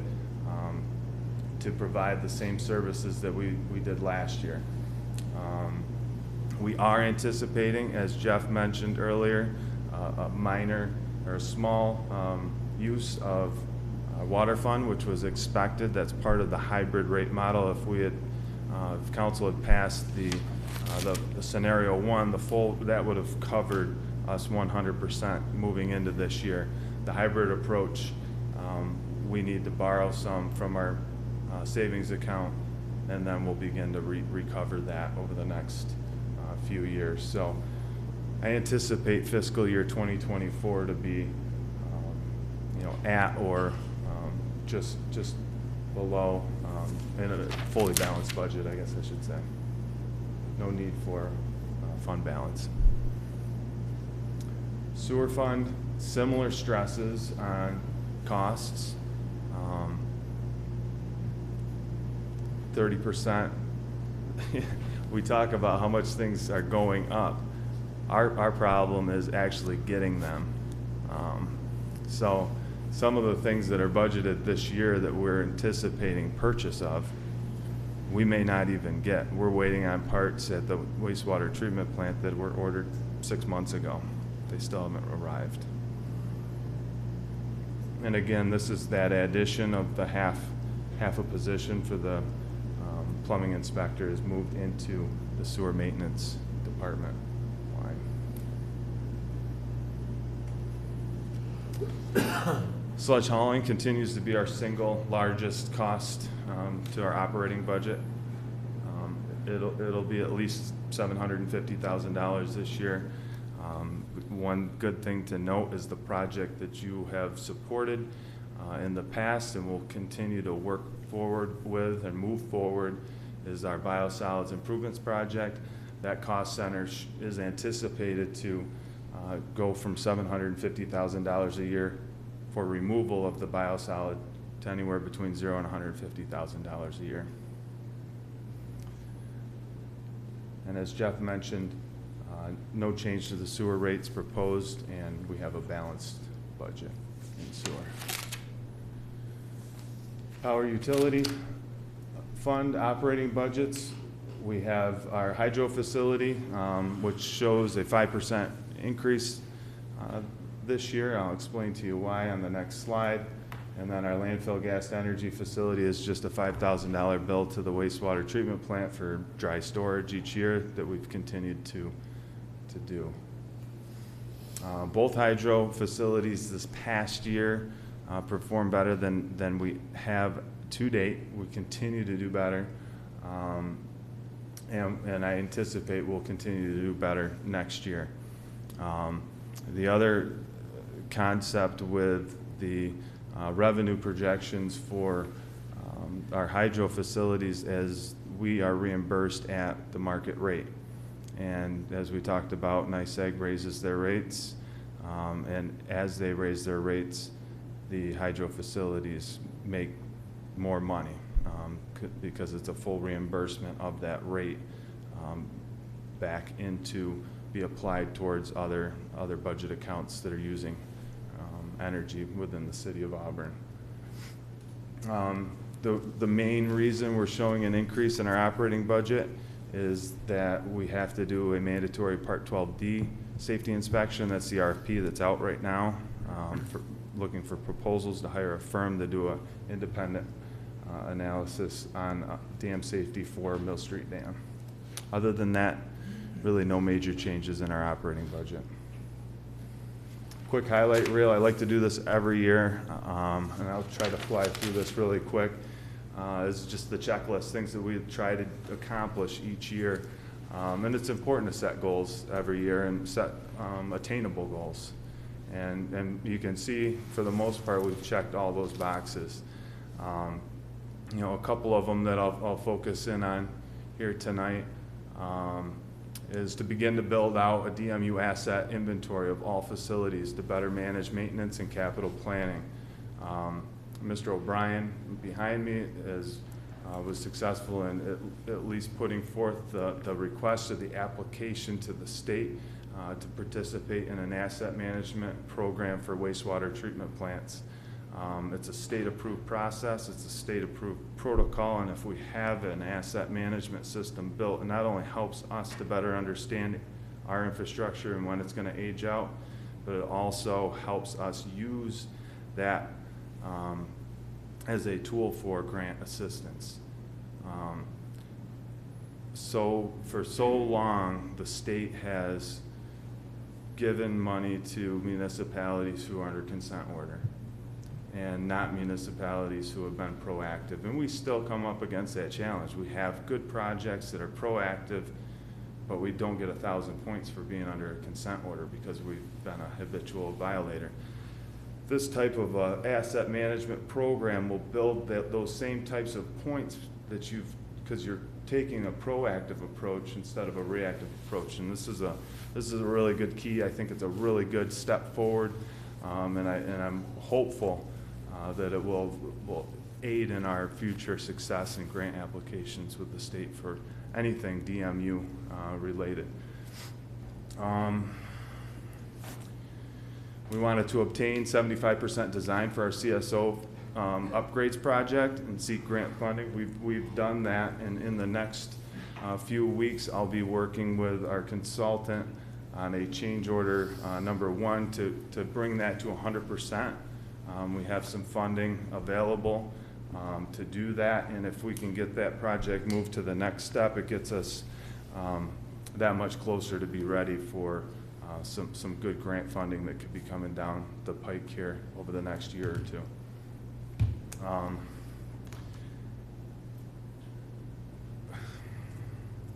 The VEPO backflow management software, we spent a few Thursdays in here talking about that. It's been fully implemented. Every single backflow device that's out there is now within the VEPO program, and it's working very well for us. Flipping back to remaining nimble, like what Councilor Kent was talking about, we did that this year when Hurricane Fred came and hit, and it completely clogged our grit system. We were in here the next week. Council was authorizing funding so that we were able to fix that in short fashion. And there's going to be more of that, unfortunately. There's going to come a time when all you guys think when you see me is, what happened this time, you know? I hope that doesn't turn into our relationship, but there is a lot of aging infrastructure out there that we need to, remain nimble. We need to have the funding there to be able to respond quickly. A couple of our good projects that we've got moving. Here's our sludge biosolids dryer as a 3D model. This was presented to council a few months back, and we'll be looking to go out to bid with this project sometime this fall. Back to asset management and inventory. I'm proud to say we now have a complete GIS map of our infrastructure, of our water lines, our storm lines, our combined sewer lines, every outfall, CSO facility, sanitary sewer, water service. It's all on one map. It's one-stop shopping. That's not 100% correct. With anything, there's going to be, little tweaks that need to be made along the way. So it's going to be even more important for the city to focus on maintaining this and updating this type of asset management software that we have. Our field crews love it. It's a great communication tool. It's a good way for me to help troubleshoot residents. It's been a good project. Quick highlights and goals for this year. Complete every project within budget, stay within budget on our operating expenses, operate our hydro facilities at a profit, and begin to repay general fund. With that $300,000 debt obligation for the landfill gas energy facility, I'm not sure if it's reasonable to think that we can begin to decrease that obligation, but the way the facilities are running now, we'll be able to start to break even with a hydro. like every year, we need to be prepared for the harmful algal bloom season. We have a slow sand plant project that's going out to bid here soon. Hopefully we'll be complete with construction of that next time I'm here with a budget presentation. Hopefully we obtain that grant from the state for our asset inventory, and we're through that process. By this time next year, we'll be building or in construction for the biosolids and wastewater treatment plant improvements project. We'll be taking our GIS mapping to the next level with a sewer manhole assessment and inventory. We'll be at 100% CSO design and be ready for grant funding. I'm hopeful this summer that I'm going to spend some time and focus in on grants that are available through DEC to get funding to do an inflow and infiltration study. We spent a lot of time this past summer in people's basements talking about sewer backups, and 95% of the reason why we're there is because of I&I. And that's the only place to start if we want to fix it. So I'm going to be working on writing a grant, and hopefully that will be enough money to get us moving into completing that process. Always a great partner with us tonight too, Adam Effler. Whatever we can do to help align ourselves with their initiatives and goals, we'd like to do that each year. Continue to stay nimble. We're going to keep painting hydrants over the summer, install storm sewer and sanitary sewer upgrades on East Genesee Street Hill. That will be a early spring summer project for us this year. And another one that's a little bit interesting, but it's extremely important, and we've been working towards this now for some time. It's not a flip the switch, but working on staff development and getting proper certifications at our wastewater treatment plants so that we can reduce our dependency on third-party operators. So, went a little longer than I wanted it to. I apologize for that. Are there any questions? Thank you, Mr. Jensen. That was very thorough and a great presentation. I don't really have a question. I just remember I saw Dr. Effler come in, and he was here a couple of weeks ago.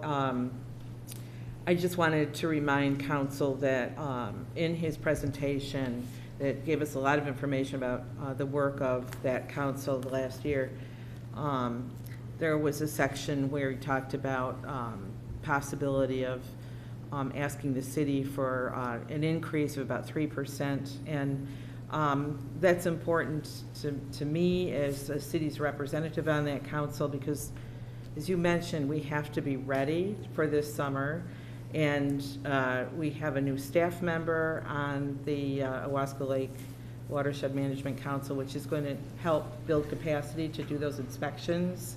Yep.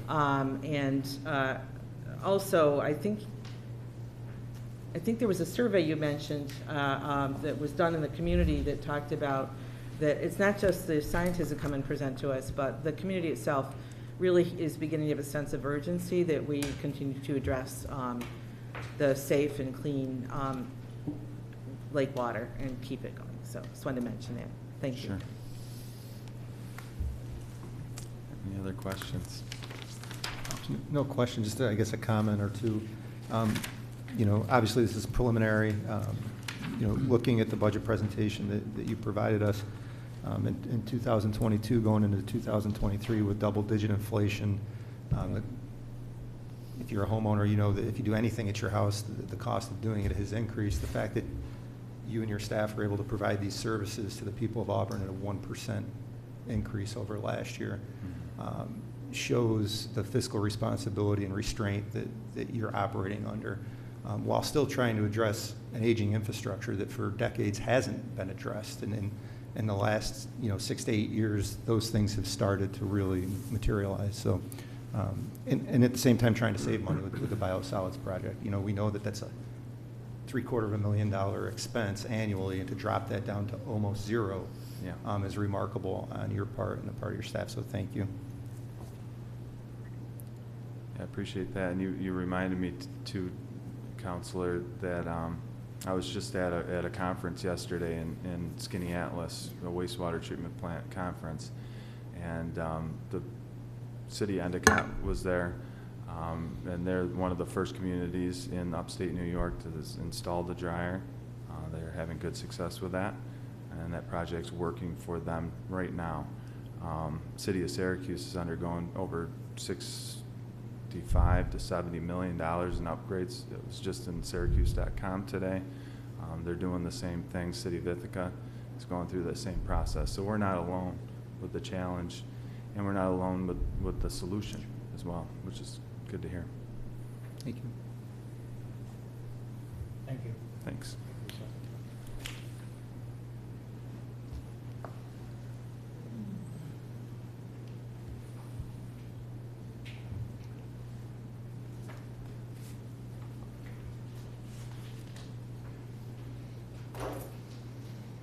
Mr. Talbot, welcome.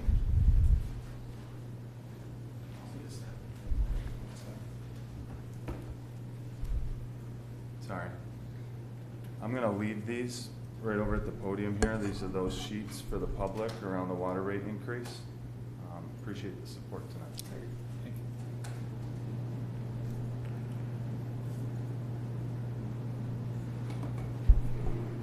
you. Hello, everyone. Thanks for the time. Now we'll cover our Department of Public Works. If anyone has any questions, just please stop me and I'll do my best to answer them. So pretty much everybody knows what we do. We're probably the most diverse department. We provide support for all fellow departments. You know, if you look back at the initial or the original city ledgers, you can see some of the services we still provide are some of the first that the city did provide back in the day, like for streets or for wagons or whatever. So we're pretty proud of that. These are all the different departments that make up our Public Works department. You can see it's pretty varied, and I'll go over each one here as we go through. This is how we staff things right here. We continue to operate, I feel, at critical mass, like we can't go any fewer people, and I know the manager talked about hopefully adding 2, and I'll go into that a little bit in a minute. But here's all the different, how the staffing is spread out, and the different job titles. So, and we'll go into each one of these individually. So that's all of our general fund departments. And you go into, well, we're still in the general fund. You can see there's quite a few. Then our solid waste fund, like the manager said, we have some issues we have to face in all 3 of those. And we're just going to talk briefly about it tonight, but we are scheduled to come back later in April to actually give a comprehensive update on and some options. So we'll go into that a little bit also. So this is our general fund buildings. This is really just City Hall. So you can see what I do is chart trends over the years. You can see the majority of our budgets for Public Works, you see, are pretty static. They're pretty similar, and we don't ask for too much, but we hope just we don't get too much taken away, because we really don't have much fringe or really just necessities in the majority of our budgets. So we're the ones who pay. This right here is the building. We open it up, lock it for public meetings, keep it maintained. So this year, and really the budget request versus last year, we're looking at $14,000 less. It's just we've had a couple people transfer from part-time status to different departments, so that's what that correlates to. We've had newer people joining us. Public Works Garage, that's our mechanics. They work on not only all of our fleet, but all the police cars, anything else, our landfill, or our refuse collection, all of our equipment. So you can see that's pretty, and it really, that's just due to health insurance reductions for the mechanics. And there's 3 people out of that. Largest expense is solvents and shop materials. And you can see there's only 3 people. There's 1 head mechanic and 2 automotive mechanics. So there's only 3 people. So 1 person's out sick or 1 person's on vacation, 33% our mechanic staff is out. So we've all had to button it up once in a while to get out there to change a tire or do an oil change at times. Signal maintenance and street lighting, we just, really the person we had, the original person back in 2016 retired. This year is still on part-time. We hired a new person, and that's working out really well. He's an electrician, and you know, the largest expense is NYSEG to pay for all of the street lights around and the replacement poles and lights. So all the green lights you see downtown along Genesee Street, if one of those gets hit and knocked over, the total expense on that's about $6,000, because there's all these ribbons and finials that are attached to these, and each is sold separately. So to completely outfit one of our light poles, it's about $6,000 to $7,000 sometimes. So we work really hard with the police department. It's much appreciated when they can provide us the accident reports if somebody knocks one over. Of course, a lot of times in the middle of the night, someone hits it and they're not going to stick around. So we have to also deal with that. Public Works Administration, that's myself and a senior account clerk and a clerk. One of our people, Kim, is right here in this building, so we have a presence here, which has helped us for communication. And really our largest expense in this is labor, and really the increase this year is just the collective bargaining agreements. Street Department, this is one of our larger departments. All of our departments for Public Works, the majority of them are down there across from McDonald's. We do have location, obviously, down at the transfer station. We have Casey Park and, you know, different locations, Seoul Cemetery, Hoops Park. But to kind of put it in perspective, when it snows, obviously, it's all hands on deck, everybody's plowing. When we get into the summer months, which we are now, there's really, I was trying to do the math earlier, by the time everybody is spread out to some of the satellite locations, and we have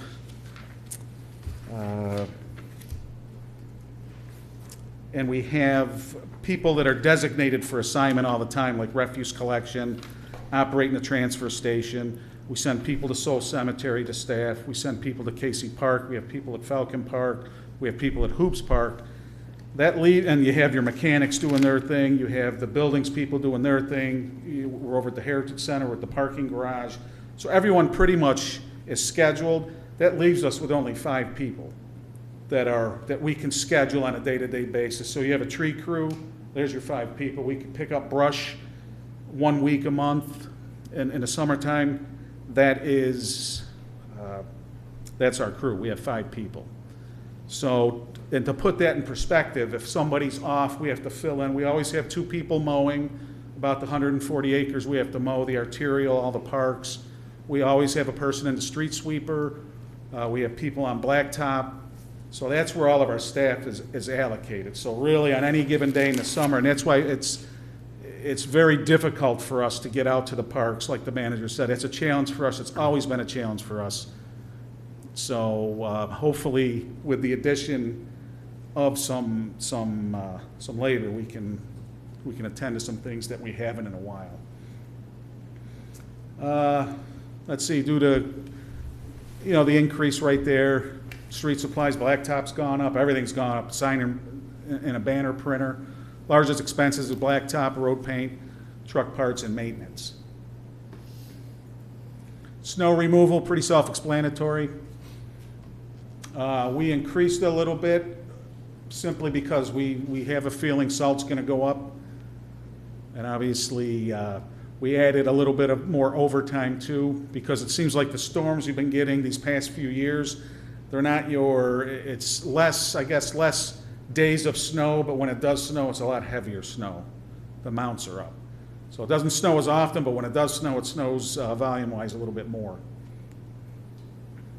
And to touch a little bit like what Seth talked about, we have a truck that was ordered last year. It's been 12 months now, and they just told us it'll be another 6 months before we get it. So, and that's also another street sweeper coming. That's going to be probably not till next spring. So not only are things hard to get, but they're really expensive. Municipal parking, this really covers the parking garage and just the maintenance on that. There's one person who splits time between there and at the Heritage Center. And, you know, ours is expensive. Batteries, also the batteries for the parking meters come out of there, the handheld and the kiosk monthly fees. So that's we work in conjunction with the police department on that. They pay for the people out checking alternate side parking and downtown parking, and we do the parking garage. Parks Department, this you'll see an increase is simply that the increase for this coming year is due to those, hopefully, 2 full-time laborers that would be assigned just to parks and playgrounds and all that. So we don't ask for much. This, you know, our Parks Department is what it is. We're all in the same boat down there. Sometimes, like I said, out of the 5 people that are left, they're cutting trees and picking up brush. We do staff Hoops Park, Casey Park, Falcon Park, Seoul Cemetery, pretty much out of the Parks Department. So we're spread out pretty good in the warm months.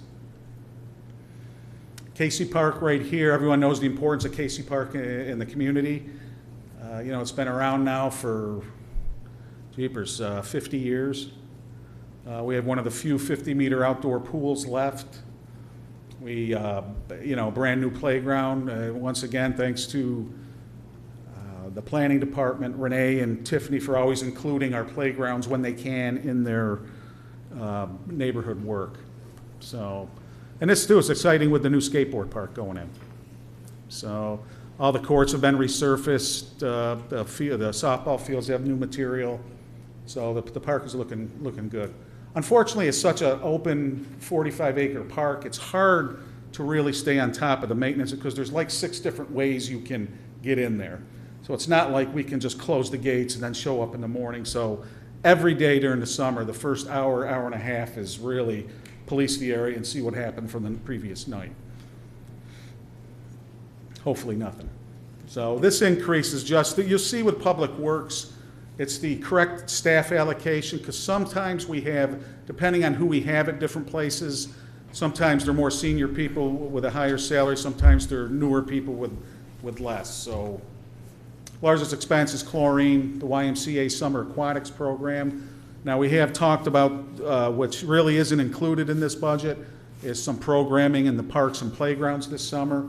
We have had some meetings with a group that is interested. They're organized, and really the first quote we got back was for about $50,000 to program for playgrounds and parks throughout the summer. So that might be something. And I know the majority of, just from experience, the majority of our budget work will happen over the next month. All these presentations are good and they're informative, but once we start sharpening things, the next month we'll probably see some movement on a few things, I assume. Falcon Park, we all know what kind of investment we have down there in the partnership with the college. There's all kinds of regional colleges that are playing there. There's high school teams from all over continually calling Brian. It's real, and actually Cayuga Community College is having their commencement down there this year, so we're pretty excited about that. So, and there's this right here. Operating supplies, correct staff allocation, once again. Largest expenses, NISAG, building and field supplies. The turf is great. It does require maintenance, but we're pretty efficient down there. Special events, you'll see there's, this is all the events downtown at the parks, the movies, the bands. And you can see there's a big spike, and I'll tell you why. All we wanted to do was get back to where we were pre-COVID. We're actually, I think we're at $73,000 pre-COVID. The last couple years have reduced it back to $46,000, but as everyone can imagine, we've been getting a lot of phone calls about either hosting more events downtown or at the different parks, or people, other companies or organizations wanting to partner with us on different things. So we all understand the importance of getting everyone in the community together. And what's nice about our events is they really connect generations. You get real young people and you get some older people. So unfortunately, everybody seems younger than me now. I guess that's just a fact of life. But it's all good. These events are really good. We all know how well received they are. Businesses love them. People love to come in and enjoy our town. And what more can you say about that? Urban forestry, this is, we all know the challenge we have going on right now with the ash trees, but there's also exciting, there's a big replanting effort going on right now as we speak. We're mapping out and organizing that. So if we remember back, starting in 2014 when I started presenting about the emerald ash borer, well, it's here and it's, it's done its damage, it's continuing to do its damage. In our survey at the time, we estimated anywhere from 1,100 to 1,200 street ash trees and parks. Right now, we've removed about our forces, which is just one crew, 550 of them. We've had a contractor come in and help us with 130, so we roughly have about 400 ash trees left to remove. So if everyone can just bear with us, we're getting around. Obviously, in the wintertime, we didn't cut much because of the weather. Right now, once again, it's just starting, so we don't have the people right now to get out with a crew. So hopefully within maybe next week, when we get a full staffing again, we can have the tree crew out. Does anyone have any questions on the ash trees? The guys, the staff's been doing really well. The public's been nothing but supportive. For those folks who have been waiting and they're looking at that decrepit, deteriorating tree, we'll get there. It's just, we're hoping to have all of these removed, hopefully by the end of this year. And then we're going to do a replanting with probably 400 to 600, 700 new trees going in. So you'll see more information on that. It's really a lot of different places.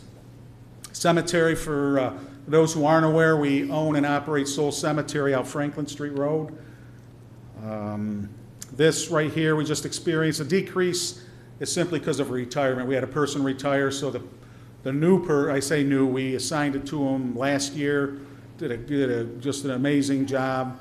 So that's the decrease is just because it's a less senior person out there now. Now, does anyone have any questions? That ends the general fund section of Public Works. I know I'm going a little bit quickly, but I don't know how else to really get through it. I've got a couple of questions that you don't necessarily have to answer tonight. Okay. You mentioned the possible addition of 2 full-time laborers, which I think in general we're supportive of. We understand what you're up against. You know, we've had this tremendous investment in parks over the last 5 to 6 years. But you have to have somebody maintain them. And we've talked about really we're setting you guys up for failure through all this great investment because you don't have the staff to maintain it. I would just ask that at some point between now and a final vote on this, and I'm not asking this to micromanage, so please don't take it that way, but if you could present to us what your plan is for those. I mean, so I know we have one person at Hoops Park. You know, what are these 2 people going to do? Are they going to have summer staff, part-time staff to go around and help them? Is there going to be a weekly rotation, a bi-weekly rotation so that every park is hit? You know, one of the criticisms that I've received, and I think we've addressed it, is that certain parks get more attention than other parks. And I don't think that's intentional. I think it probably has more to do with usage. But how do we correct that? Okay. And have equitable investment, not only in building these parks up, but in how we maintain them as well. Sure, no, understood. Okay, so please don't take that as micromanaging. No, not at all. It's all good. I mean, I understand what you're asking. Yeah, we talk about the maintenance of parks, and I don't, I'm going to preface this by saying I'm not suggesting we do this. I know that the softball program is not what it used to be, the participation. I think currently we play at 2 parks, right? Well, Casey Park and the Y Field? Or we don't Park? play at Clifford anymore. We Okay. moved the women's down to Casey, So simply for staffing. at some point, I think we should have a conversation about whether or not we continue to maintain those 2 softball fields. Because if we're not going to use them, and we have ample softball fields at Casey Park, maybe we could repurpose that area of Clifford Park to something that's getting used, whether it's a nice walking trail with trees or running trail with trees or pickleball court, something.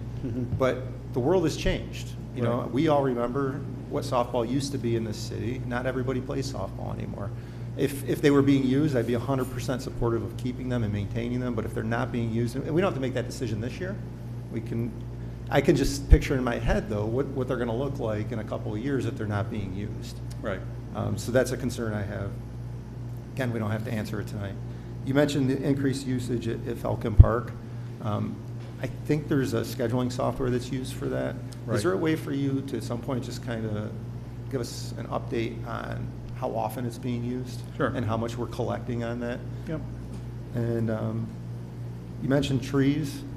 Totally supportive of trees. My concern, and I was going to bring this up before you mentioned the planting of additional 400 to 600 trees. My grandmother lives at Standard Woods. I went to see her the other night. I noticed about 60 stakes in the ground. That's great, because every tree in Standard Woods, I think, was an ash tree, and they're gone. Right.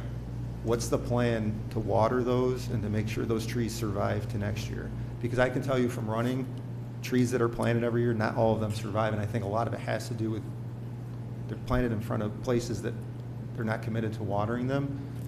Obviously, Standard Wood residents probably don't have an ability to go out and water them, but maybe we could partner with the folks at Standard Woods, come up with something. Yeah, and that's, and to that point, the mortality rate after we have a planting varies sometimes by the season. We've had some droughts during the summertime, and unfortunately, right after we had a spring plant, we went into about a 2.5-month drought. That really, our mortality rate was pretty high that year, meaning a lot of our trees we planted died for that very reason. We have a strategy we're going to do, and of course, that's where additional labor comes in. We have water tanks, we have vehicles to move around. We also inform wherever we plant of really, all it takes is 5 gallons a week. Just, take that Homer bucket, that big orange one everyone has, and fill it up and just dump it on the tree once a week. That's all it takes. Sure. So we do communicate. I know some people, it's probably the last thing on their mind when they're pulling in from work and they've had a hectic day and, worried about what they're going to eat, what they're doing later on that evening with the family. I get it. So we'll just have to do a little bit better, be a little bit more aggressive. But with that being said, that takes a person, a warm body to do that. Sure. And the last thing I have, and again, I'm not looking to create controversy, just something that maybe at some point down the road, it doesn't even have to be this year, that we can discuss, but Seoul Cemetery.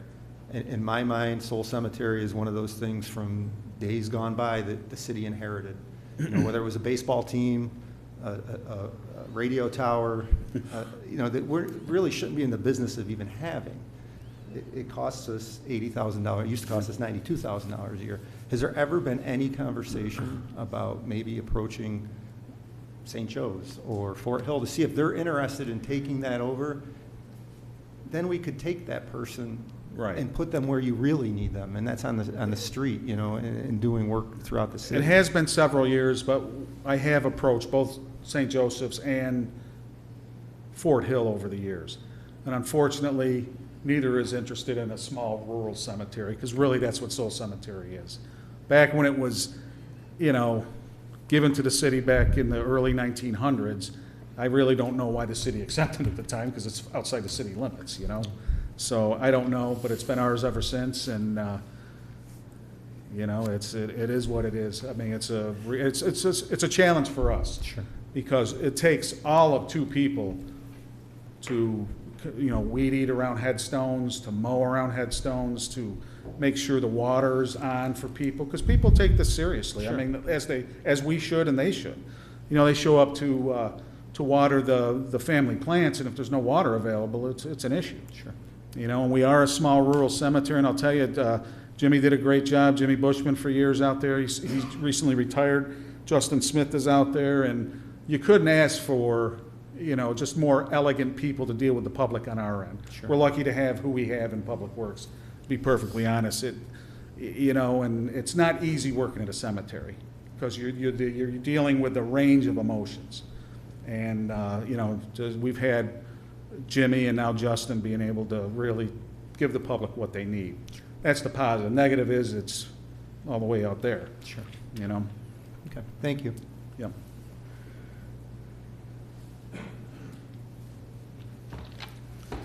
So as the manager said, there are some what we have to address, and on solid waste administration, like he said, we kept this, and Rachel has some good ideas on what to do, because we're really talking about 3 different funds that have evolved over the years. We opened the transfer station, that's another fund. Solid waste is when we had you know, $3.5 million of revenue coming in different years. So it's been an adjustment for us. We knew there was going to be some changes that have to be made, but now that our transfer station's been in operation for a solid year, now going on a year and a half, gives us something to base some decisions on. And like the manager said, solid waste administration, we just picked that existing account. That's really the legacy costs, as he said. Half of that number there is to treat the leachate, which as we're closed will decrease, along with some of our reporting requirements. But until that time, these are costs that we're going to incur. That's just the nature of the beast. Refuse collection, now this is the people that, and once again, I always like to say this is our one department in the entire city that visits every house every week of every year. This is the only department that does that. So in a way, Public Works, regardless of what fashion we're operating in, we're kind of the face of the city a lot of times for people. So it's important to me, it's important for the people who work on this, and they do a good job. You can see we do it pretty cheap. And remember, this also out of this comes our Monday, so we're getting really two services. We're not only getting garbage collection, we're getting our Monday yard waste out of this. And we'll go into that a little better when we talk about it here in a couple weeks. So largest expense is fuel. Obviously, fuel's gone up, you know, on us about $1 over since $1 a gallon since this started. I guess just for reference, the city as a whole, we just got the bill for March, and the city used about 15,000 gallons of fuel. That includes diesel, that includes unleaded, that includes every department. So just to give you kind of perspective, so if things are going up $1 or $1.10 or 90 cents, you can see the impact it has on our budgets, just like everybody. So this department's pretty straightforward. We don't have any glamorous training expenses. We don't have seminars we go to. We lace up our boots, we put our safety glasses on and wear gloves, and we go do our job. So now this is the transfer station, like I said. It's really, that's what the trend is. You really can't compare much over 3 years. So what we're doing is correct allocation of different things going into the transfer station now. Largest expense there is landfill tipping fees. So, you know, we're in a contract with Seneca Meadows for another 2 years. So, yes. Down the road, should we consider getting out of the landfill business? I'm sorry? Down the road, should we consider getting out of the landfill business just with the increases and everything? Well, I guess technically we're out of the landfill business. You're talking like the refuse collection? Correct. Well, I'll show you in a couple weeks. We do it more cheaply than anyone else around us right now, if we were to get a private company to come in. So I don't know, especially like I said, because we get kind of double value of a yard waste collection. I've never seen really residents or a city, and I've lived elsewhere in my life and my career. Man, this town loves cutting brush and doing yard work, and it really pays off. I don't know, on any given year, we're picking up on Mondays probably 2,000 tons of bagged yard waste, meaning people are raking leaves or cut their grass cuttings. So, and I know it's easy to look at this, and not that you're guilty of this. I know as a person to look at this and say, oh, wait a minute, I see all these different companies offer collection services. Well, we've put this out to bid before, and I'm doing a survey right now, and we're still half of what other people charge right now. Because what other companies do, and I get it, you know, they get in with a low price and then hit you with an environmental surcharge and a shop material charge. Then we get a letter saying commodities went up 10%, so also you're going to have to pay that. So that's what we don't do. And we haven't even touched this. And we're talking transfer station. Let's go back to refuse collection, what I was talking about. Sorry for the confusion. But we haven't even touched that rate in 5 years. Just to see, and it's pretty stable. That's where most of our younger people who are entering our public works workforce are working there. So we don't have, you know, overly inflated salaries. These are younger people. They're just starting out. There's really no fat in there. That is all, you know, PPE. We got gloves, oil, fuel. maintenance, and really that's it. You see in a majority of our public works, there's not much discretionary spent. It's all really necessity to allow us to operate. And we all know, I mean, everyone's sick of hearing how expensive things are getting. Well, we're not immune to that. Fuel's up, mechanics costs are up, specialty items, tires, anything. So public works fees, this is something too I think we need to adjust, and that'll be into the actual fee schedule along with some of the other things. And these are really, you know, a big one that comes up every year is the ice rink rental. And I get it, it's hard for local youth hockey groups to formulate some kind of budget without us knowing what we're going to charge them. So $175 an hour is still on the lower end. I also did a rink survey on that, so we're right there. Increased Hoops Park weddings for non-residents from $50 to $75. Because, you know, I like that sign that you find in some parks, somebody puts under your feet are killing me, you know, on the grass. People have weddings there. Sometimes there's 40 people standing around on the grass, so there is maintenance involved. We don't charge anything for city residents, though. Can you provide us with the study that you did for the ice rink rental? Yeah. You know, I'm questioning whether 175 is enough. I know, you know, the thing is supply and demand. And ice is in low supply in central New York. And if we're going to keep pumping it out, that's going to, you know, tax our system even more, our facilities. And I just want to make sure that we're preparing for ongoing maintenance. From what I've been told, it's in high demand. It is. Our ice right now. And that we're providing a product that nobody else, even when they provided it, was providing. Well, you know, we've made an investment down there, thanks to council understanding what was going on. We have new chillers there. Now, our ice, we don't have figure skating, which requires a higher temp, softer ice so their toes can dig in. Ours is strictly, we set the ice temperature at 19 degrees, ranges from 19 to 21, so that gives you a nice hard ice surface to play. It's good for hockey. That's all that's played there is hockey or public skating. But, you know, when I did the numbers years ago, for us to break even just from having ice from, at the time, we didn't put it down till middle of October, and we took it up March 1st. And that seems to creep in earlier and go later now, you know, for whatever reasons. But for us to break even back then, we would have had to charge about $325 an hour. Unfortunately, that's like your downtown Rochester, downtown Buffalo rates, and I understand that. But to your point, I mean, it's, you know, we do still have on the cheaper end. And what I tried to do one year, and you know, and the youth groups around here, they're all good people out for the right reasons, but what I suggested the city do was contact all kinds of rink users in the areas. Okay, how much are you going to pay us from 4 p.m. to 8 p.m.? Highest price per hour gets it, instead of negotiating with one local entity, because unfortunately at some seasons a lot of the people don't live in the city. You know, and it's the people on Perrine and Crescent Ave and Lake Ave that are subsidizing these people who aren't paying anything really towards our facility.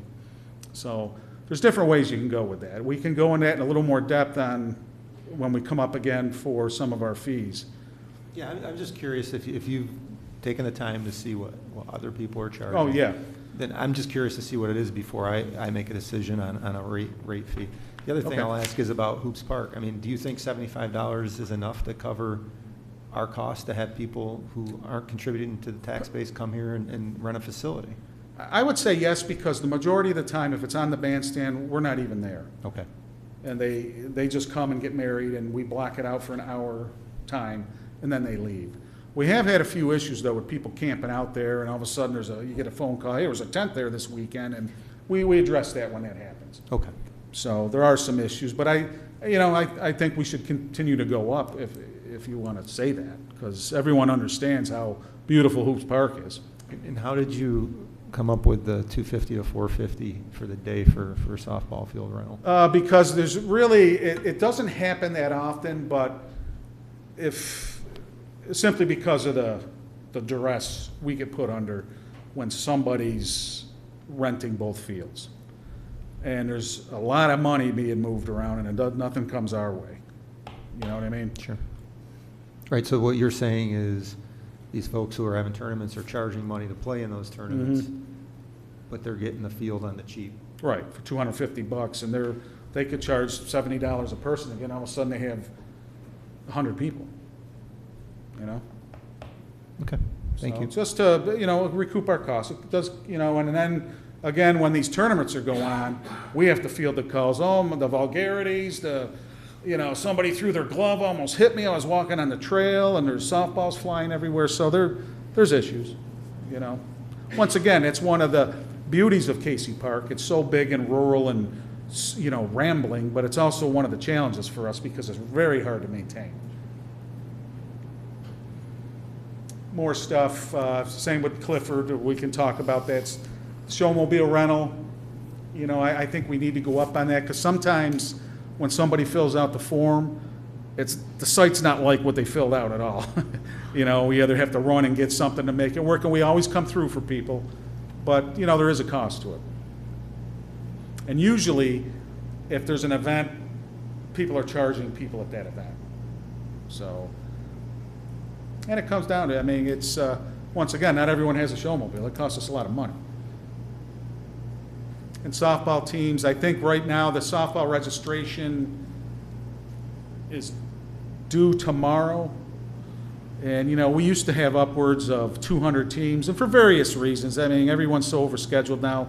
I think we had 60 teams last year, which is still a lot for a community our size. We even actually one year had more than Syracuse did. So softball has lost its novelty a little bit, but for whatever reason, I don't know. Collection fees, we'll talk about that. We're scheduled for April 28th. And we're going to do all of them together. Rachel, like I said, has some good ideas. Commercial hauler rate, that's for people when, remember, we're registered for 12,500 tons. We're going to come under that. That's the rate. We just increase it a little bit, maybe even more than that, and we'll have that a little more dialed in. So I'll apologize for how kind of expansive Public Works is, and we do a lot of different things. It's not like it's all similar type activities, but we all know what we do, and if anyone ever has any questions, just give me a call. Does anyone have any questions? You know, I know, selfishly speaking, we're really lucky to have the people we have in Public Works. We got some real talented people who, you know, just come to work every day. We don't wear fancy uniforms or anything, but we get the job done. So if anyone ever needs anything, make sure you call. All right, thank you. Thank you, Mike. Council, before we move on to the next one, would you like to take a 10, 15-minute break? Very good. It's, what is it? 7:25, it's almost my bedtime. Let's, 5 minutes? 10 minutes it is. 10 minutes, yeah. We'll be back in 10 minutes, all right?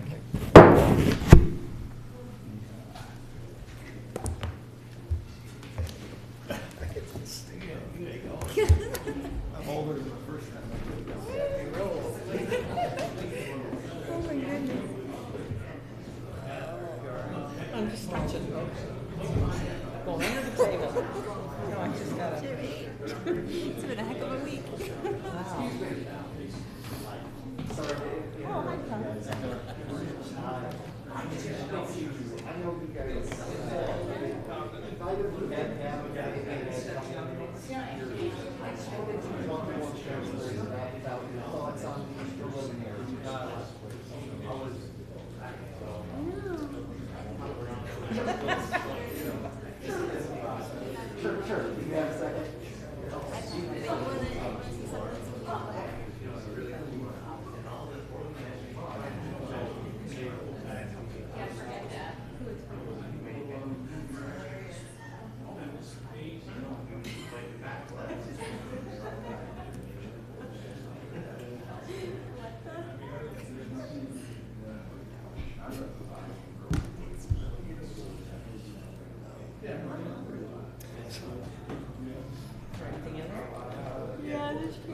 Just kidding. bad time.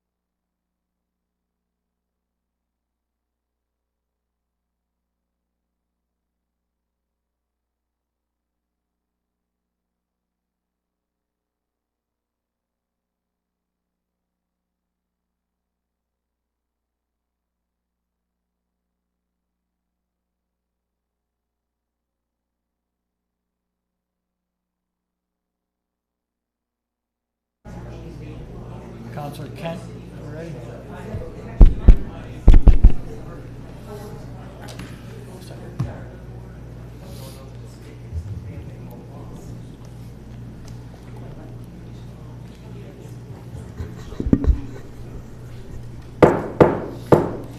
Call us back into session. Everyone's present. The next presentation, Ms. Haynes, please. Okay. Thank you, Mayor and Council, for having us here tonight. I'll be presenting the planning and code enforcement budgets, and we appreciate the time. We understand the context in which we're presenting this and the challenges that you have ahead of you with the budget. The city manager and the controller have done a great job in trying to balance department needs and those challenges that we are facing with our budget, so we appreciate that. And I'll echo Mike Talbot's appreciation for his employees.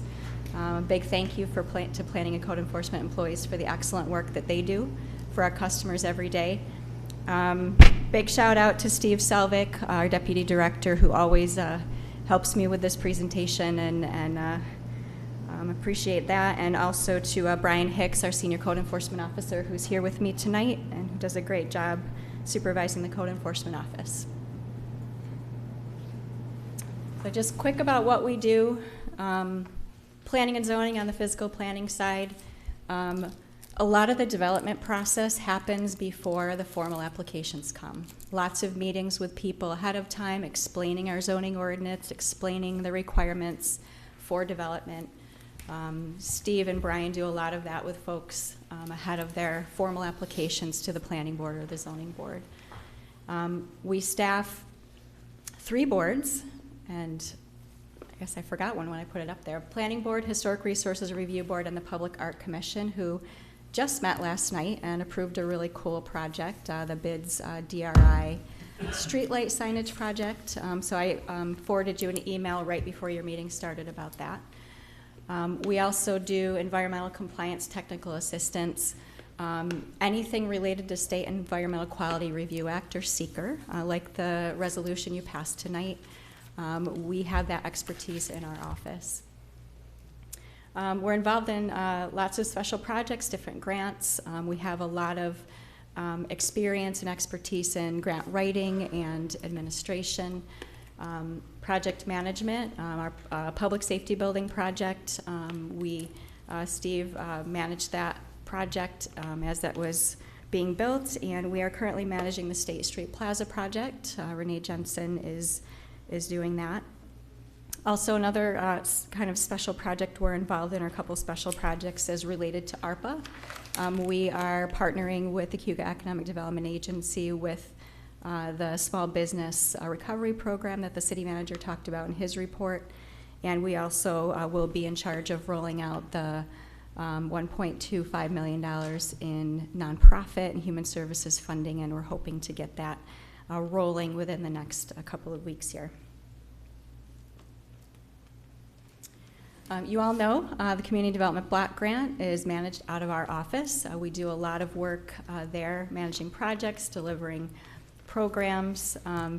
Mike mentioned Tiffany and Renee and the parks projects that they do. We always make sure that we have DPW in the mix when we're talking about our projects, because we do understand that what is created has to be maintained. So we are really excited and full support of the 2 DPW positions that are being proposed in this budget. We have talked with Mike and are going to be meeting with Mike and Stephanie DeVito from the BID to talk about some parks maintenance plans, especially for the downtown spaces that have been created, the State Street Plaza, Bonnecourt Park, Market Street Park, and trying to get a good handle on some good maintenance around those parks. We also, because we have expertise in our office, we're often pulled into some different special assignments as needed by the city manager. Any maps or things with GIS we're typically involved in as well. On the code enforcement side, all building permits and inspections, zoning permitting. Brian is the zoning officer for the city, so what he says goes related to zoning. Any technical assistance related to that comes out of his office. And Floodplain management, I didn't put that on the slide, but he has to answer those questions as well. He provides staff to the planning board and the zoning board also. On the code enforcement side, we issue violations, do property inspections. We're in city court. We appreciate the work that our corporation counsel's office does in court with us in trying to get compliance from property owners that are not in compliance. We oversee demolition projects and appreciate engineering's assistance with that as well.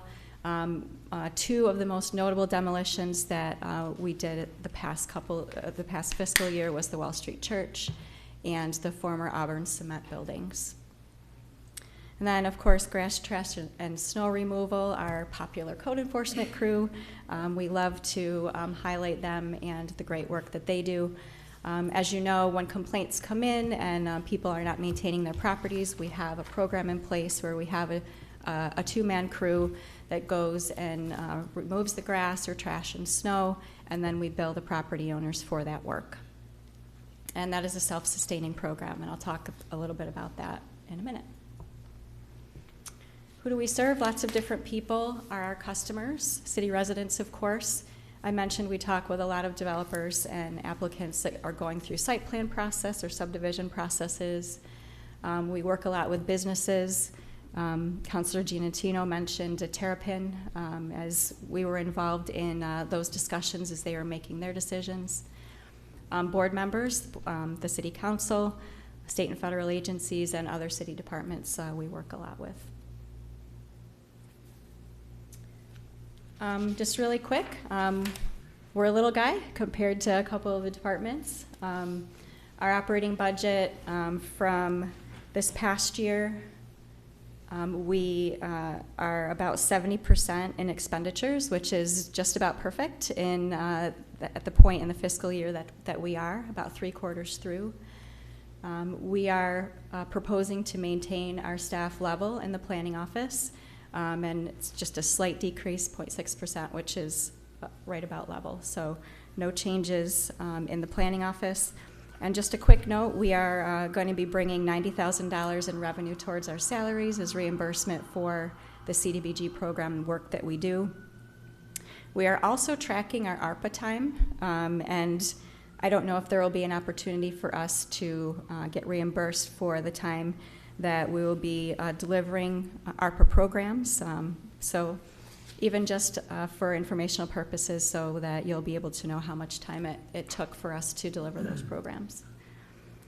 On the code enforcement side, we have a half a position more in this budget.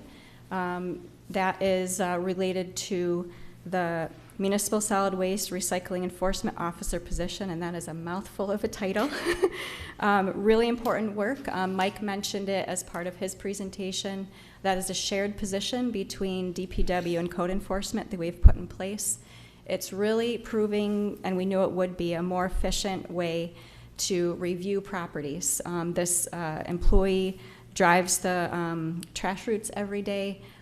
He has his eyes on property maintenance issues, whether they're at the curb or inside the curb, and can work to coordinate with either DPW or the code enforcement crew, or both if needed, depending on the type of cleanup that's utilized. So we're really, it's pretty much brand new, but we're really already seeing some great efficiencies with that particular position. So you might look at this and say, well, you have half a position more. Why do you have 25% less proposed for your budget? A big piece of that, and you'll note my star here, is our revised 2022 operating budget included the budget transfer for the Wall Street Church. That was a big demolition. That was money that was put into our operating budget. And as the manager mentioned, we're not able to put demolition funds into our budget this year. However, we will be looking to use Arpa funds, which we have a good, healthy balance there for some demolitions to move those forward. And as you know, we also budget funding in CDBG program for demolitions. So we should be able to cover those this year in other ways. So that's the reason for the 25% decrease in our budget request, mainly just that demolition money for the Wall Street Church.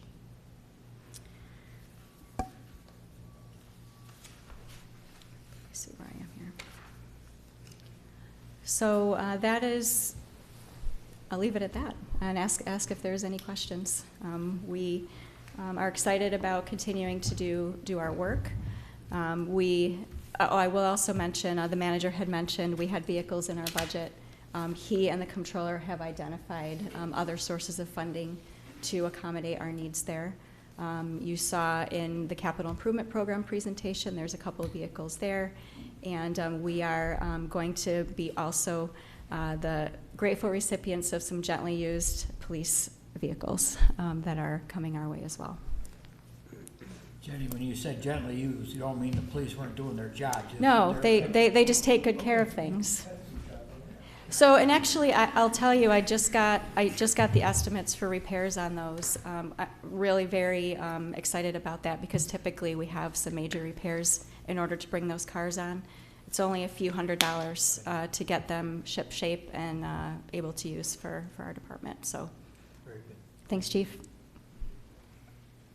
Questions, Councilor Giannettino? Thank you. I'm not going to attempt to repeat the name of that position that you just talked about, but really that's a reimagining of a position that previously existed. Yes. But expanding the role of that position. Yes. Can you just talk a little bit about Sure. what that person does? Sure. So that position previously was held, and a lot of you know Tom Nolan. He retired.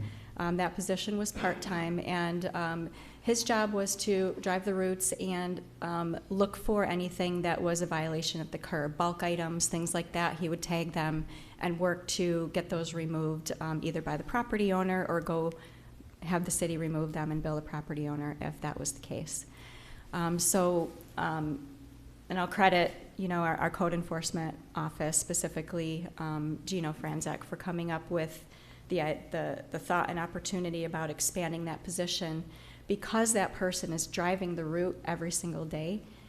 He's not just looking at the curb, right? I mean, there's things that he can see that are inside the curb, which has typically been the division between DPW's responsibility and the code enforcement's crew's responsibility. So why not do that with one person and have that person come out of the code enforcement office? So there was an opportunity for a full-time position to be created, some efficiencies to be gained.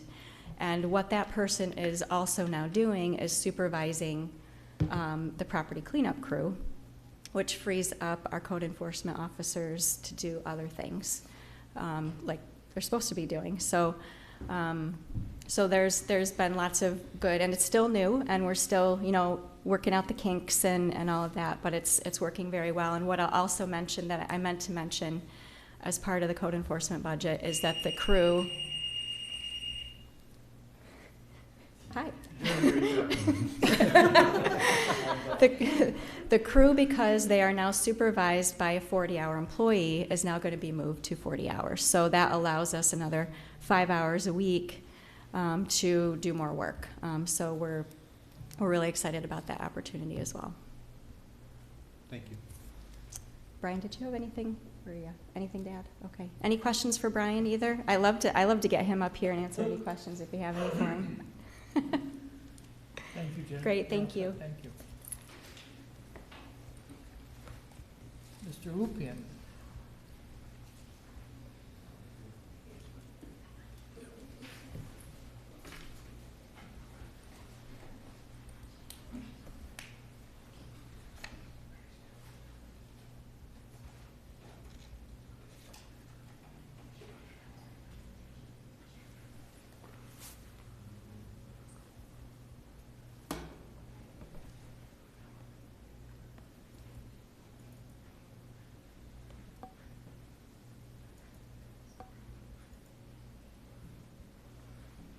Okay, thank you.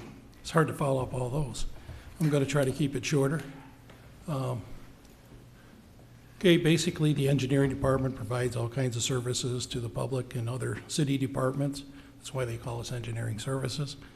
We do a lot of project management of a lot of big public works capital projects. We've done a lot with the New York State Department of Transportation.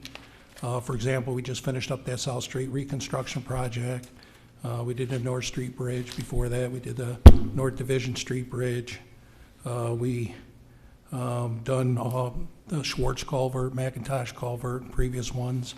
Right now, we're currently working on the planning phase of the Aurelius Avenue Bridge replacement, and we just got award, and that'll probably be coming up to council in a couple of weeks for the start the Lake Avenue Bridge rehabilitation. I think we got $4.662 million on that one. So we submit a lot of grants. We've been very successful.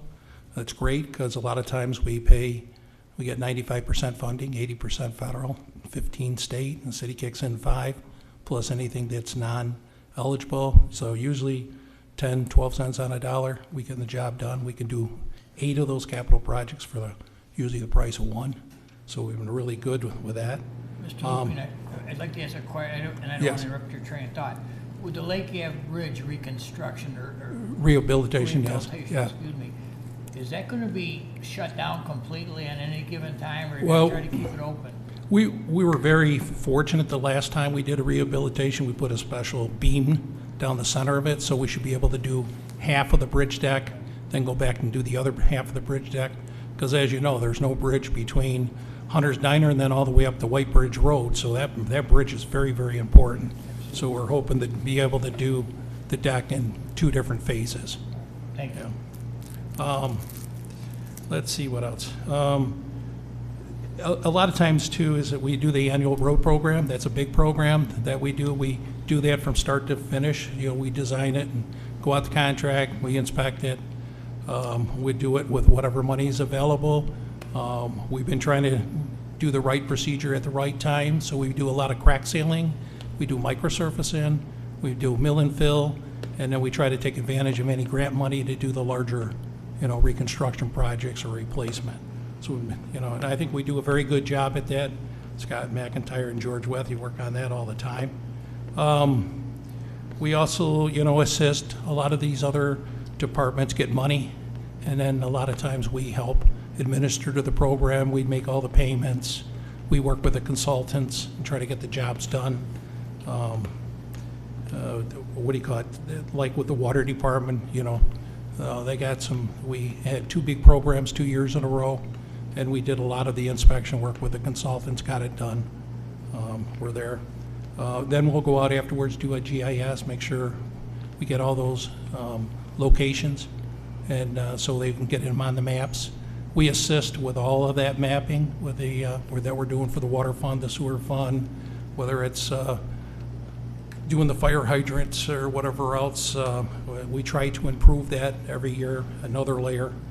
The building demolitions, a lot of times we've been very fortunate, either planning and through their code enforcement, I might have some money or whatever, but we usually, unless it's a monster job, we usually prepare the plans, get the quotations, assist on the inspection, pay the contractor, do all the paperwork, get those done. We do a sidewalk and curb construction. Now, the sidewalk, city has a revolving loan program where people can sign up for it, and we'll put the sidewalk or the curb, and they can spread it over their taxes over a 5-year period, and they pay only 6% interest.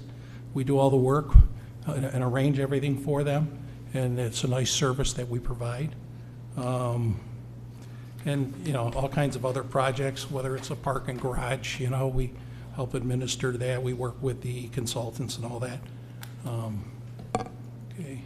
Now, basically, the budget, we have 6.5. We're still going to have 6.5. The only thing is we got 3.28%, and it's basically collective bargaining agreement, raises, and fringe benefits. So really, it's completely flat. We're using the same workforce as we always have, and a lot of times, when we pick up a lot of these capital projects, there's a lot of additional work that we pick up, but we just have to work a little harder. Okay, now, and like I said, big thing is that we're trying to become, use the computers and have more things online, get away from the paper as much as possible. And we're working with the MRB and the Seth's money there on the sewer fund, the water fund, trying to update all those maps. Albert's out there, Albert Cockrell, he goes out there and he tries to locate any missing manholes or whatever that when they did that project, they hired, MRB hired a consultant to come in and do the survey, and that's great. They come in and they do a lot of work quick, but then there's all these extra ones buried out in the field and all the rest, and we pick up the slack on those. And we're out there all the time getting GPS coordinates and updating all these maps. And a lot of the other departments, they may collect the data during the year, and then basically our group will then update the maps with the information. We'll work with MRB, Dan Allen, and try to keep these maps up to date. But there's a lot of annual updating that we're do. We do a lot of work behind the scenes because we provide that. Urban forestry, like the street trees, we're out there trying to get the request for proposals for buy the trees, get the order down. DPW will do all the work.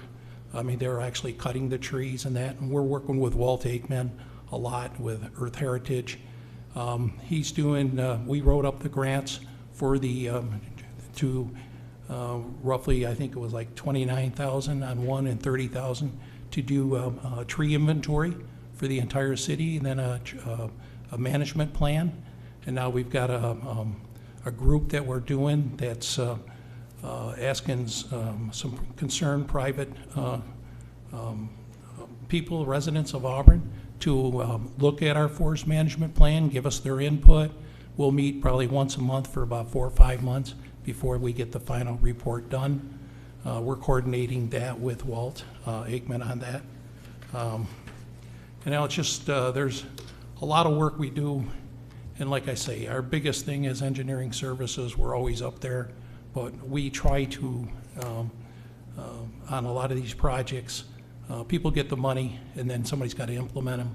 And we're always ready to step up to the plate and make sure these projects get done and try to get them done in a timely fashion and try to go as close to the budget as we can, Sometimes you run into things like the parking garage where the deterioration was worse than we thought, and it's a change order. But, we're on top of that contractor to get this done in a timely fashion.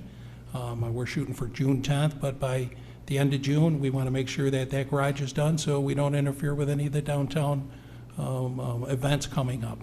So it's just one of those things that we do. We assist on all these other projects, trying to keep things going. Any questions? Okay.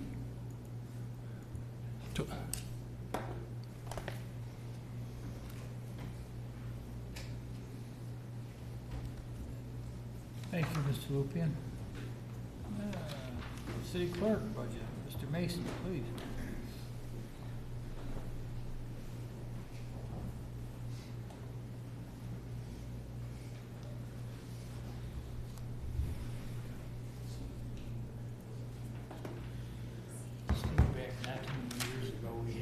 Presentations without these screens, and we had papers, and they fall all over the place.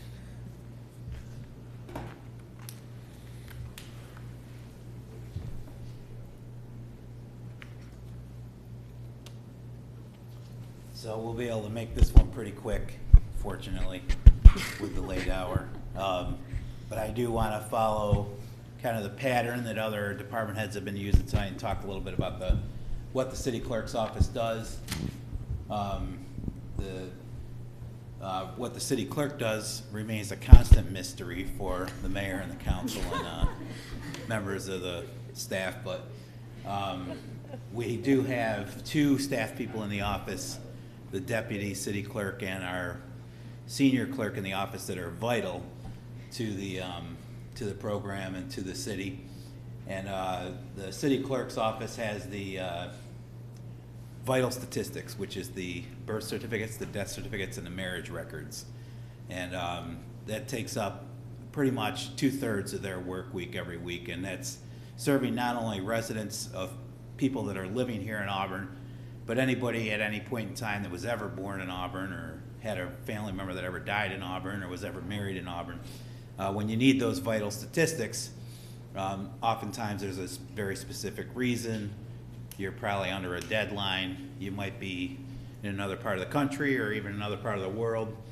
And so we serve people The two clerks in the office there, they serve people from all around the world every single week. So applications come in through the mail, they come in over the internet, they come in over by people showing up right here to City Hall, but they do a great job and serve our city and people that were in our city at some point in time, might be anywhere in the world. They serve everybody really well with that. We also operate the dog control program through the city clerk's office, which takes quite a bit of time. People license their dogs there, as well as the dog complaints for the city come in through the city clerk's office.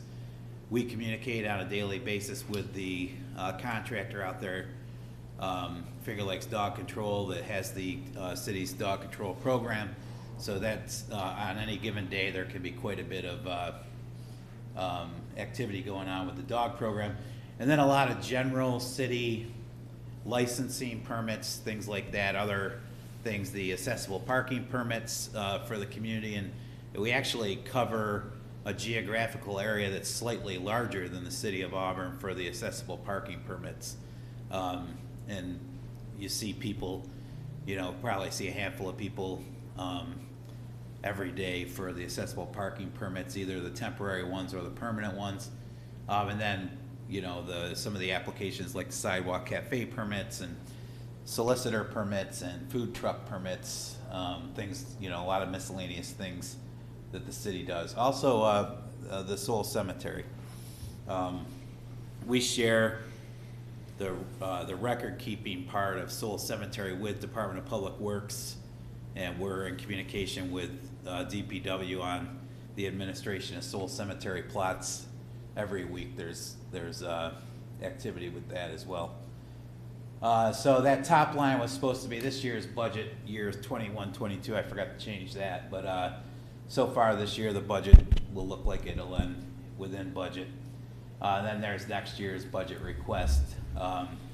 $370,000 for the clerk's office, $20,000 for the Board of Elections, which is the administration of the elections in the city.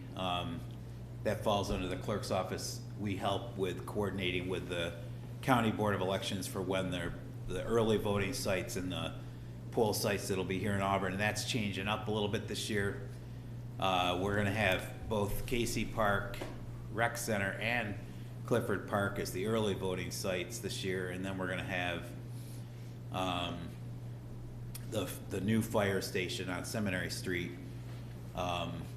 as a new general election, primary election day and general election day polling site. So there's going to be some changes with the voting in Auburn, where you're no longer going to be assigned to a specific polling site. Rather, there's going to be 4 on primary election day and general election day. There will be 4 polling locations in the city, and any city resident will be able to show up to any of the things. That's a new program that's going to institute this year. And the way that it works is those are coordinated by the County Board of Elections, but the bill for the people that work the polls and materials and stuff associated with the election, or the bill is passed down to the municipality. So we budget $20,000 for that, and then $46,000 through the contract that we have with the dog control program. And then I threw in there the $77,000 that we had estimated the revenues from last year's budget. That's probably going to remain the same. We're not proposing any fee increases for those things. It's like $10 per certificate for if you're looking for copies of your birth certificates or death certificates. We are less than a lot of other communities, but at the same time, it's usually, people are there's usually a need that they have for those, needing those copies and stuff. So we I'm not suggesting that we would raise those fees or anything this year. And the nice thing about the clerk's budget is it all fits on one page, so there it is.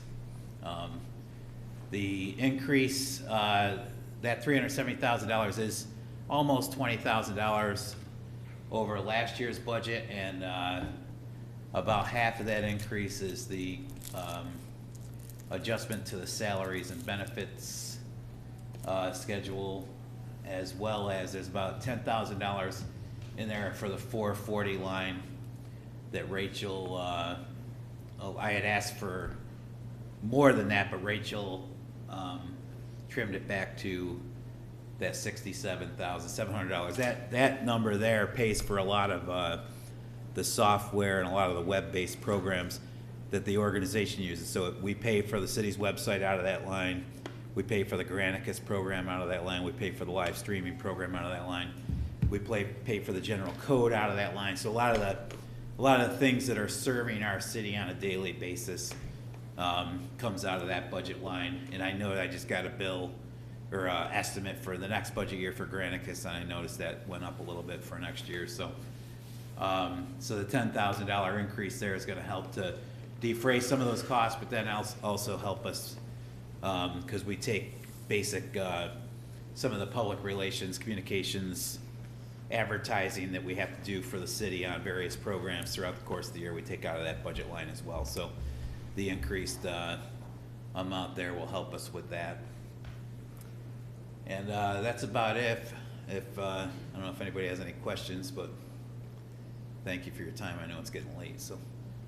Thank you. Any questions, Councilor? Thank you.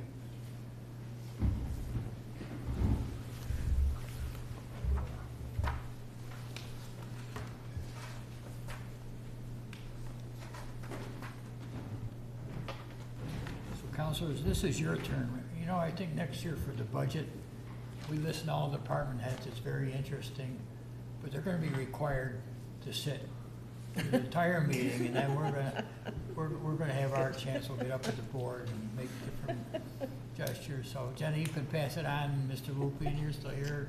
Have two chiefs. It's what you look forward to next year. Fair enough. All right. We will not be rated at the end of the council meeting, so we'll just accept your thank you. So, other business from the council? Very well. We'll move along to our second public to be heard. It's fine. We would need your name and address for record, please.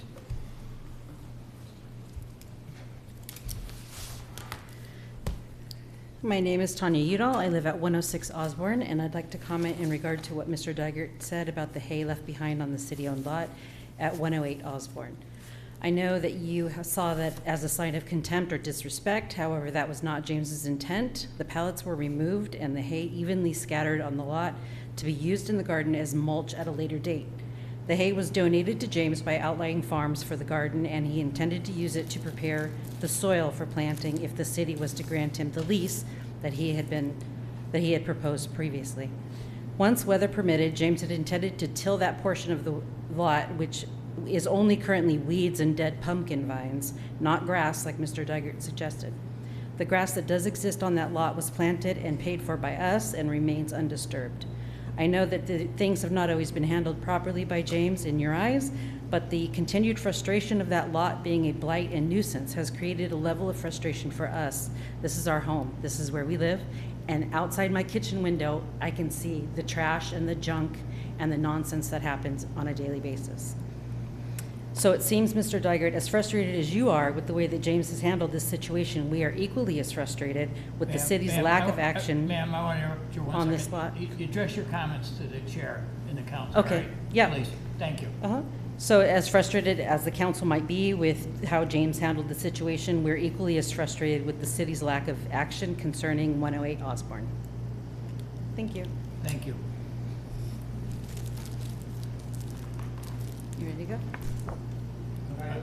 No, sir, one chance. Thank you. Once per, you can come back next week and every other week. I was attacked personally in this chamber, and I just wanted, I'll take 1 minute to respond. No, thank you. You're more than welcome to come back next week, as I said. Well, as Mr. Duggar knows, I'm persistent, and I will come back. Is there anyone else wanting to be heard this evening?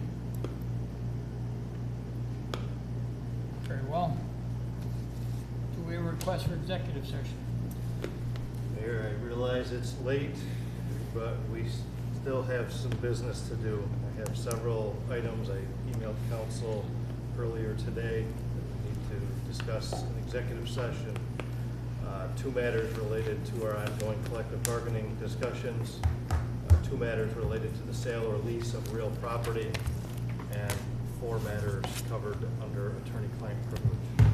Well, does anyone else have anything else to add to that request? Very well, entertain a motion for executive session. Councilor Giannettino, second by Councilor Cuddy. Clerk, could you call the roll? Executive session at 8:14 PM. Wow. Councilor Kent, Yes. Councilor Giannettino, Aye. Councilor Cuddy, Yes. Councilor Locastro, Yes. Mayor Quill. Aye, we in recess for executive session. Wasn't personal. Did it come through? Ginny, you gotta learn to say what's on your mind.